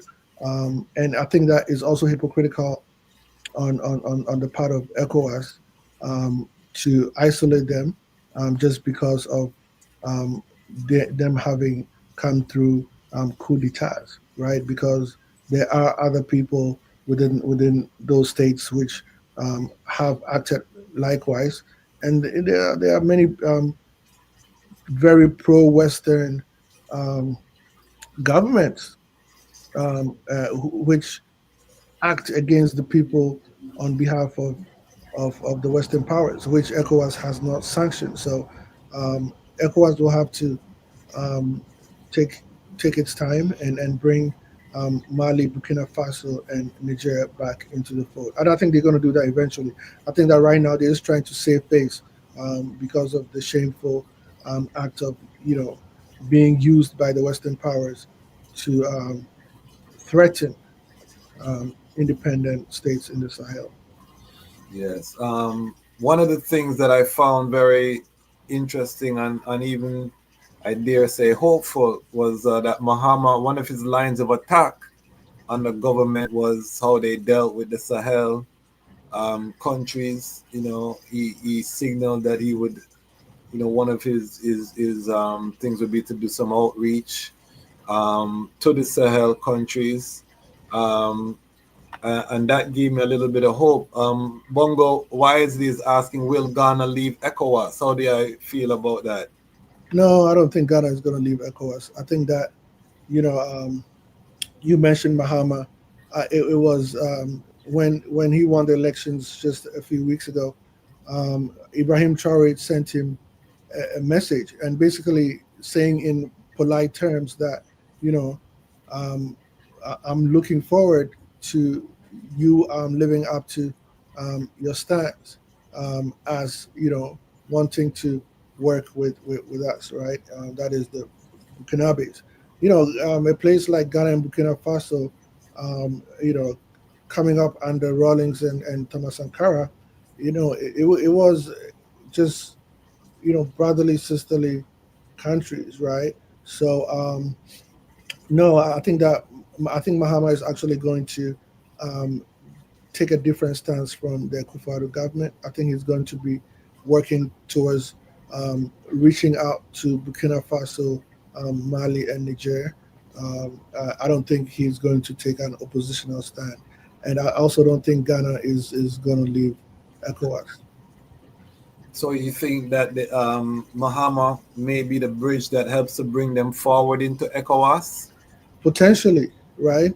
Potentially. I mean, if he reaches out to them and gains their trust, then he can act as that bridge.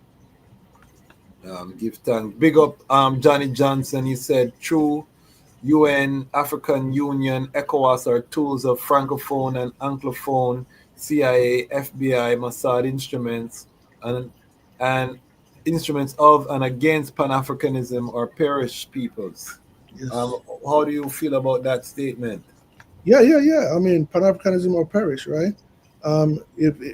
Therefore, if we are not looking towards Pan-Africanist ideals, and by Pan-African ideals, we're looking at all forms of Pan-Africanism, right? We're looking at political, economic, social, etc.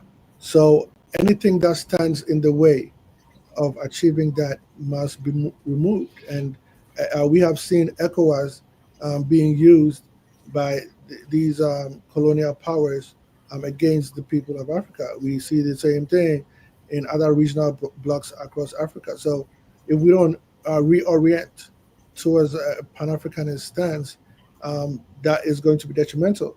But we also have to move out anything that acts against that Pan-Africanist ideology and stance. And so if you're called ECOWAS, Economic Community of West African States, but your behavior is towards the Economic Community of Europe and America, then, you know, we got to look at you differently, and we got to question why that is so.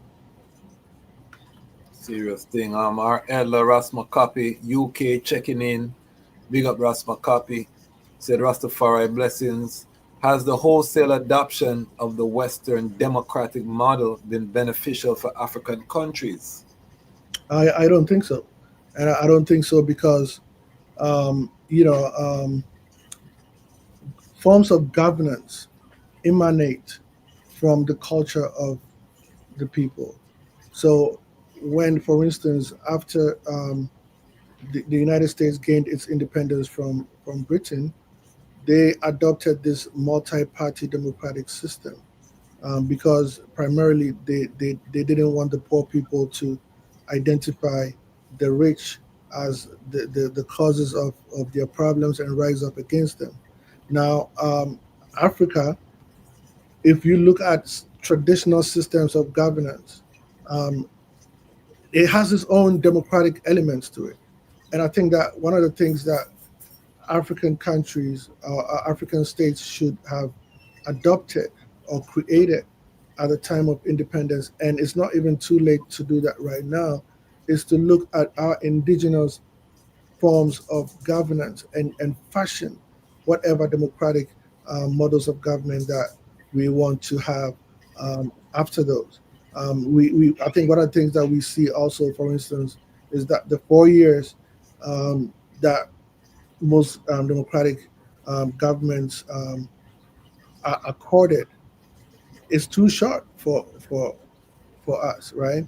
We need more time, maybe 7 years in one dispensation to be able to actualize some things. So no, I don't think the wholesale adoption of the Western model has been beneficial for Africans. I think Africans need to fashion out their own or our own democratic systems of governance based on our indigenous systems of governance.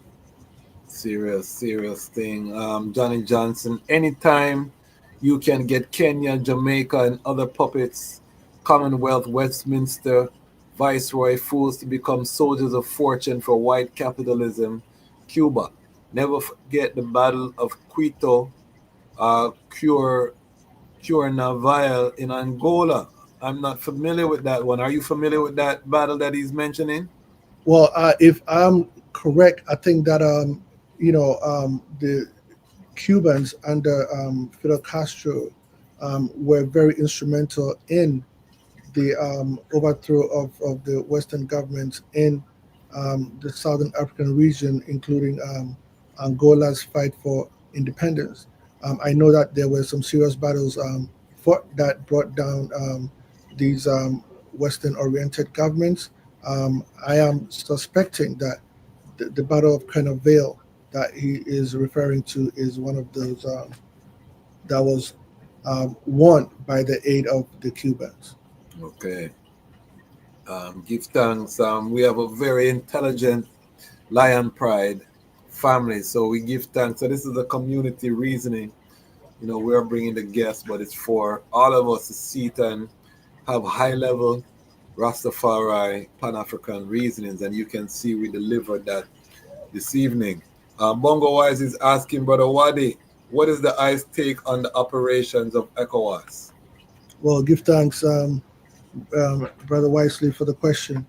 I think that, in terms of intention, ECOWAS is supposed to be a positive um, bloc, right? A bloc that encourages, for instance, trade among member countries, encourages movement for the people of those countries into, other countries, encourages social um, interactions among people of those countries. But what we see is that it has not necessarily lived up to that expectation. Um, Trade is still very minimal among African countries, even within the ECOWAS region. There are still um, colonially inspired systems operating that prevent, for instance, the free movement of people in these countries. So, ECOWAS, for instance, right now has a passport where if you are a citizen of ECOWAS, you're supposed to be able to use that passport to travel throughout anywhere in the region. But at the same time, we still hear of people getting to the borders, and there is not that free flow of people, of movement that citizens of these countries are supposed to have. So I think that ECOWAS needs to move away from being just a talk shop, a kind of idealistic bloc, similar to the African Union, right? Which at this stage is a disaster. But and become more of a practical bloc, which actually will work for the benefit of the people of these places at home and abroad. On this platform, as the I know, because I support this platform, we look at the global chessboard. We're seeing the heavy involvement of the BRICS bloc on the continent. How do you see BRICS in terms of Africa's development and moving forward as opposed to our traditional G7? Because this is the divide. And we're going to do an episode. Putin just came out. I don't know if I saw that, and say that Russia must prepare for war with NATO in the next 10 years, full-scale war. This thing is escalating serious, family. True. And Africa is the breadbasket for all of these countries. So we're going to see some intensification of people trying to secure their resource and their supply lines prior to this global war. But how does the IC BRICS in terms of Africa's development? Well, I think that from where Africa stands, Africa has to see it as a position where it can leverage itself for what it wants, right? And by that I mean that for so long, Africa has just been the location that has been exploited by these so-called European powers and the United States, right? They just take the resources and give very, very little to African countries. Now, I think that BRICS has upset that balance, that imbalance, I should say, and is now providing an alternative to the G7 countries, and of course the G7 is not happy about that.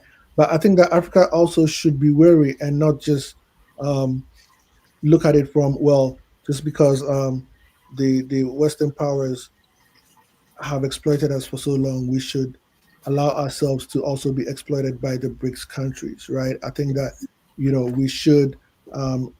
It's an opportunity for African countries to leverage and say, well, now that there is this opposing force to the G7, it gives me an opportunity to be able to demand the things that I want from either of these blocks, right? So, so long as we're looking at it from the point of view as it presenting an opportunity and not leaving ourselves open to exploitation from countries in the BRICS bloc as well, then we stand a chance to be able to use that as a leveraging point against the domination of the G7 bloc.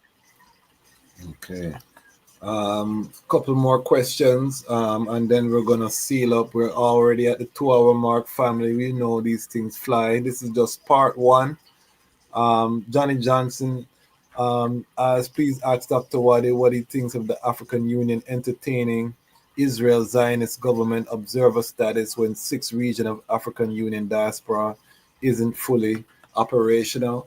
I want to tell you, I just be careful. We don't want the channel take it down as a supporter, but please just use your professor hat right now. I'll try to be polite. Well, let me put it this way. So the African Union, right, initially in its inception was designed to be financed by the independent African states. Over the course of time, the financing of the African Union has come to be provided by these Western powers. And as Marcus Garvey said, in reference to the Negro, he said, the Negro who depends on the patronage of philanthropists is the most dangerous member of our society because he is willing to turn back the clock of progress when his benefactors ask him to do so.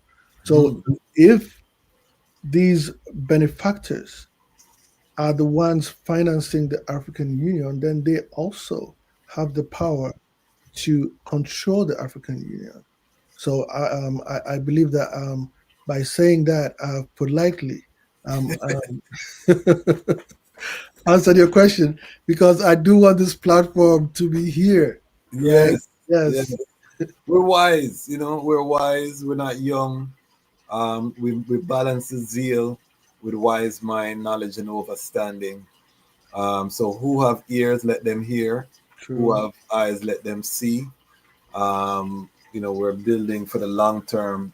I always recall my sister Fanai of Rastafari TV, always saying to we need our own servers. We need our own warehouses. We need, we can't depend on these platforms that we don't control. And that's part of the vision long term, is to really partner with other Rastafari independent media operations so that we can, own warehouses on the continent full of servers, and we are interacting on the World Wide Web on our sovereign Rastafari platform. We say what we feel like, True. But we're not there, family. So we have to just balance everything that we say and know. I want to ask the final question. If you have any questions, put it in the chat. We're welcoming Professor Dr. Assistant Professor Dr. Kwadwo Oppong-Wadie. This is part one of many. You see, his queen has been on the platform not just one time or 2 times, but at least 3 times, and expect to see the same of this brethren, particularly when we talk about Ghana, West Africa, and we're going to be doing a lot more of that in the new year as repatriation heats up, as we accelerate, because I'm predicting that this next 4 years of Trump is going to accelerate the return to the continent. The diaspora, a lot more people are going to be visiting Africa. A lot more people are going to be moving there. There's going to be a lot with this global war unfolding, World War III, as I call it. As that ripens, you're going to have a lot more people moving. You're going to have a lot more activity taking place. So I definitely look forward to having the eye on to be our perspective, and I'm going to interview a lot of races underground in Ghana too. So the brethren will help us to get that macro from a Ghanaian looking outside, but we're also going to bring in our brethren and sisters who are races in Ghana who can tell you what it's like being on the ground. Because I have a brethren that just went to Ghana, and he went last year, and he said even the difference between last year and this year in Accra is like, he's wondering how the rate of development is so rapid. You know what I mean? So Accra is really the investment, the foreign capital is pouring in, and the place is transforming. All of the amenities, the clubs, the this, the that are popping up. The Cape Coast, the beach, real estate, the condos, the rooftop deck, the lounge, the this, the that we see happening in American cities. All of that is now popping up. The gated communities, the complexes, housing complexes, anything you can find in America, you're gonna see it now in Ghana. But the question I want to ask there to seal up this epic reasoning, we talked about BRICS. Let's drill down now. China, obviously China has played a massive role on African continent in terms of infrastructure development. They are a massive presence in Ghana. The Lebanese, of course, are very much there too. But the Chinese, how do you view the rise of China on Africa's development and on Ghana in particular? Well, thank you for that question. I think that Ghana and China have always had a relationship, a good relationship, right? Even coming through the days of aside for Dr. Kwame Nkrumah. But in contemporary times, I think that we have heard a lot of musings, particularly coming from the Western world, in terms of China's growing influence on the African continent in general.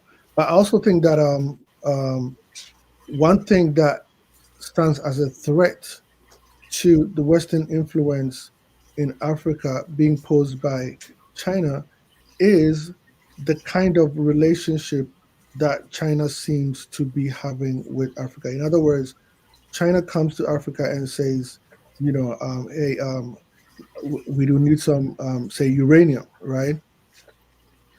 But at the same time, unlike what the Western governments do when they come and just give you like 7% or 10% or something like that of your resources, China embarks on infrastructure projects. They ask, what kinds of things do you need that we can offer you in exchange for the resource that we need?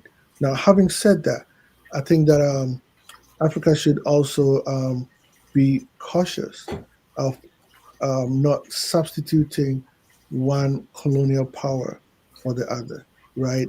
It was Malcolm X who said that if somebody takes a knife and pushes it into your belly 12 inches deep and then pull it out 5 inches, it's still there, right?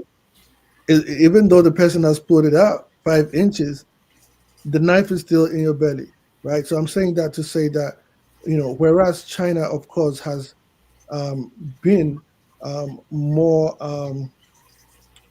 progressive in terms of its relationship with African countries, in terms of the resources, we still have to operate from a position of independence and not just substituting the worst one for the better one, right? We have to look at a situation where we get the best out of whatever resources that Africa has. So yes, China has risen in terms of, we see this not only in Ghana, we see it in Ethiopia, right? We see it in Zambia. We see it all across Africa, and also even apart from that, their populations actually are also moving into these countries, right? So, for instance, when I was growing up, there were Chinese people in Ghana, for instance, but they were mostly working in like the textile industries. They were like the owners of these textile industries, and and similar industries. But now, when you go to Ghana, you see that even small businesses that was formerly the preserve of Ghanaian citizens, such as small shops selling shoes and stuff. The Chinese people are now doing the same thing. They're competing with the local entrepreneurs for that space, having the advantage of, being able to bring those shoes and stuff wholesale from China into the country. So my point here being that yes, whereas the relationship with China is more beneficial in terms of what African countries get as compared to the Western countries. African countries should not fall into a trap of just going for it as just simply because it's better than what the Western world offers. And I saw somebody put a statement regarding abuses. Yes, Marcus Garvey did say that what the world respects is what when you have actualized self-determination, right? And then the rest who have not actualized self-determination will carry the burden. I think that is what the entire African world is experiencing right now. So it is high time to actualize that self-determination, to actualize the African unity that we talk about, and bring these things into fruition for the benefit of I people at home and abroad. Give thanks, give thanks. This was a mighty reasoning. I've really enjoyed it. I was educated. We're gonna go through that Ghana timeline on another episode and go more deeper into the reigns of each of those administrations, because I'm very fascinated on the history, particularly as someone who's returning to live there, to get the eye perspective as a learned perspective. So I really do give thanks for the eye joining us and the Lion Pride here on the Lion Voice. Any final sounds? Also, let us know, is there any way that the Lion Pride can put money in your pocket if you have any product or service, anything that you want to share with the family that they can go and support that? Please give us your final sounds. Well, give thanks to Just Much for having me to share a few words on this program. I think that I really want to encourage the subscribers to this channel to make it a point to contribute to the channel. I think that sometimes we may think that we are incapable, but we are actually capable. As I see in this time, I when I compare how we supported movements in the Black world, in the colonial times, in the civil rights time, Black people were supported in the times of Marcus Garvey. You see Black people really selling biscuits, selling pancakes, doing everything they could to support these movements. I think that we should have the same spirit in this time. I think that this channel is bringing us something that is very unique. Is bringing us a perspective that is essential to the Rastafari community and also to every person of African descent who is interested in the progress of African people. So I think if we are able to, as the Jasmine said, think of sacrificing the Starbucks coffee and, because Starbucks really does not act in our interest. They are not interested in our progress. So let's, make that sacrifice and put it somewhere that will be beneficial to us in the long run. I give thanks to your audience for their audience and having granted me this opportunity to share these words with you. In the future, if there's any product that I would like to share, I'll definitely make the eye known. But as you know already, my Empress has her book, which is going to be relaunched soon. So hopefully, when she does, it will be an opportunity to come back and share a little bit about that.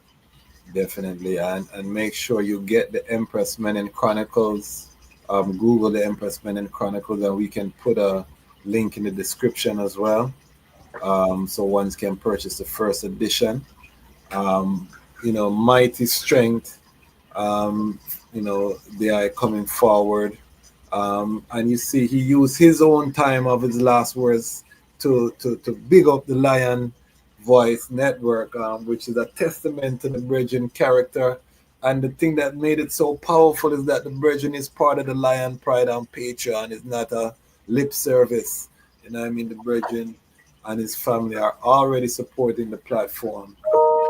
And this goes to show you the caliber of people that we have supporting the platform as well. We can draw for them as guests because they come with the lived experience, but also the credential that makes them sought after, on any platform, Rastafari or non-Rastafari. So, this is a college professor that gave us, this information on Ghana, his homeland. So that's the level that we want to bring here on the Lion Voice. We do the grassroots, because it's not just the institution that makes you wise. So we do. And as I said that, I want to big up Mama Fire, who has been on the platform. I'm hearing that she's not well. We're going to have some information where ones can contribute to her care. I'm just trying to get some more information now, so we'll bring that forward, how ones can support. And if you haven't seen our Mama Fire interview, when you go to the Lion Voice on YouTube, you can go to the menu and you hit the live tab. That's how you see all of our past live episodes. They won't show up in your feed, so you have to go to the tab, scroll to live, click live, and all of the live episodes, the full episodes are there. You can watch them. Go watch Mama Fire, legendary Nyabingi matriarch, related to Solomon Wolf of the EWF.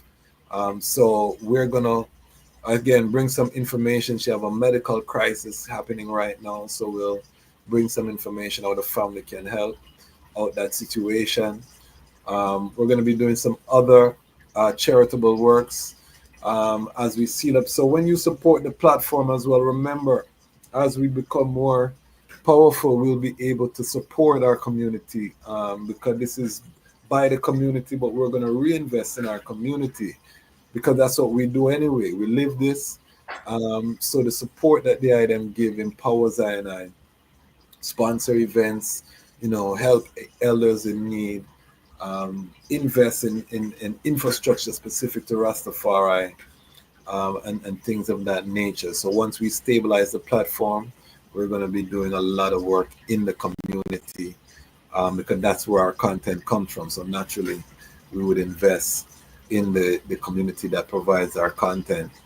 So it's very important, family. This is not an individual uprising. Yes, I will benefit, and I know that hurts some people's feelings, but I'm doing the work. So we must get some benefit from it. The sacrifice, the editing, the hours, the interviews. I had a big interview today that we're going to be dropping on the network soon.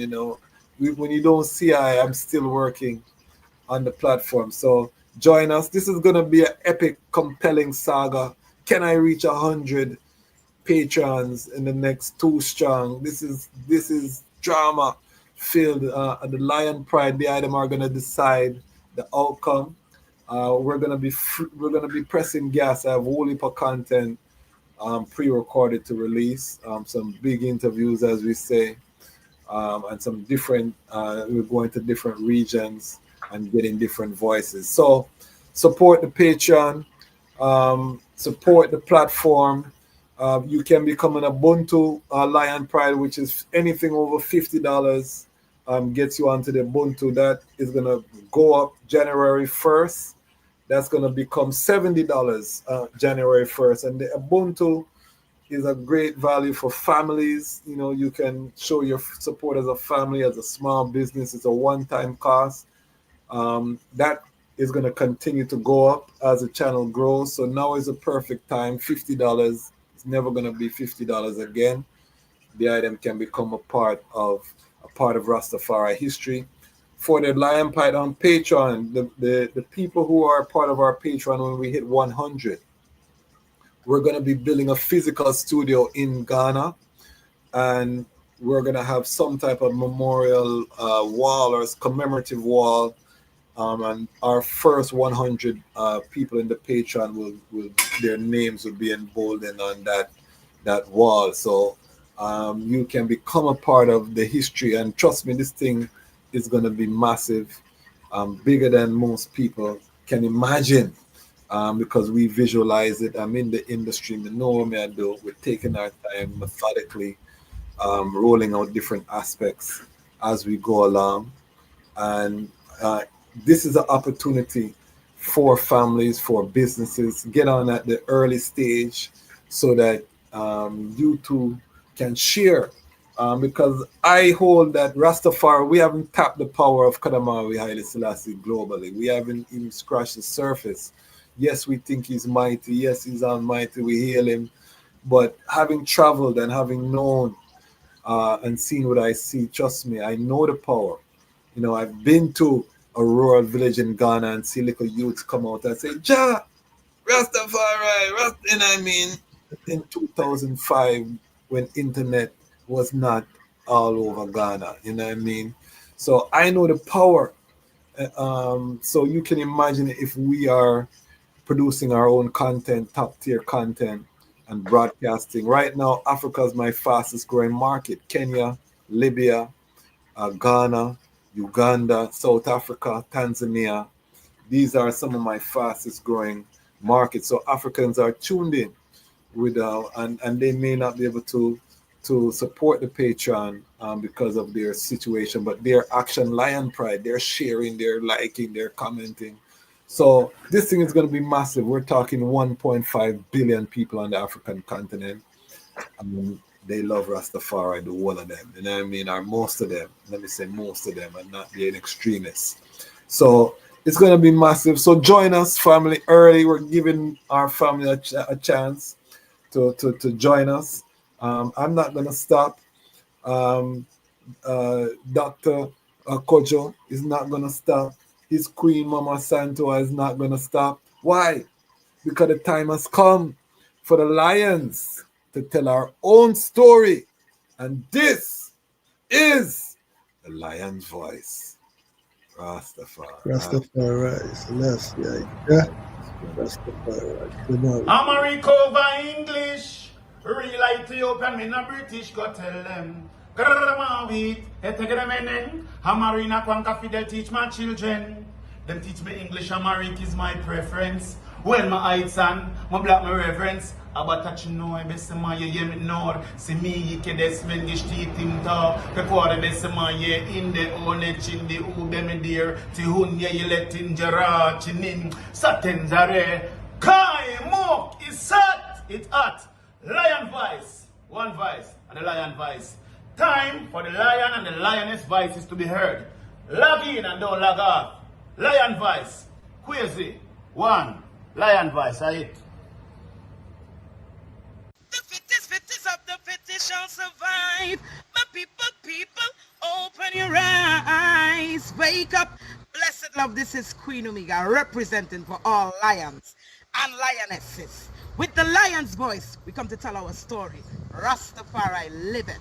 Hey, the lion's voice. Rastafari. Greetings, this is Warrior King, and the time has come for the lions and the lioness to tell their own story. This is the lion's voice. Give thanks and praise for the wonderful blessing that's been poured on me. Give thanks and praise. Jah use yet an instrument to set the people free. Jah give her the powers to chant. Jah give her the powers to chant. Rastafari, the lion's voice. Amina, the time has come for the lioness to tell our own story. No surrender, no retreat, we are Jaja soldier. Rougher than the streets, tougher than a boulder. Bigging up Lamb's voice. Now put it, I Jolly for said that. This is Sangy Davis. It's time for the lion to Ika. For unity is strength. Let us come together, my brethren and sisters, and forward to the motherland. Enough love. This is the lion's voice. Ja Rastafari. Debbie, and I'm speaking to you straight from the Kwadwo Oppong-Wadie Studios at Sassy Radio. I'm a producer, and you know what time it is? It is time for the lion to tell a story. Tune in and don't go anywhere. Beautiful. Was it okay? Kaboom! My name is King Legacy, the 7-star general, the host of Yard Settings on Sassy Radio, an award winner as well, and MC for Legacy Sound International. Ladies and gentlemen, kings and queens, tune into the lion voice, because time to tell our own story. So are you me, man? The lion coming on and boom and tell its own story. Africa and the world. Tune in, lion voice. I'm Nana Farika. The time has come for the lioness to tell her story from her viewpoint and tell the world who Queen Omega is. This is the lion's voice.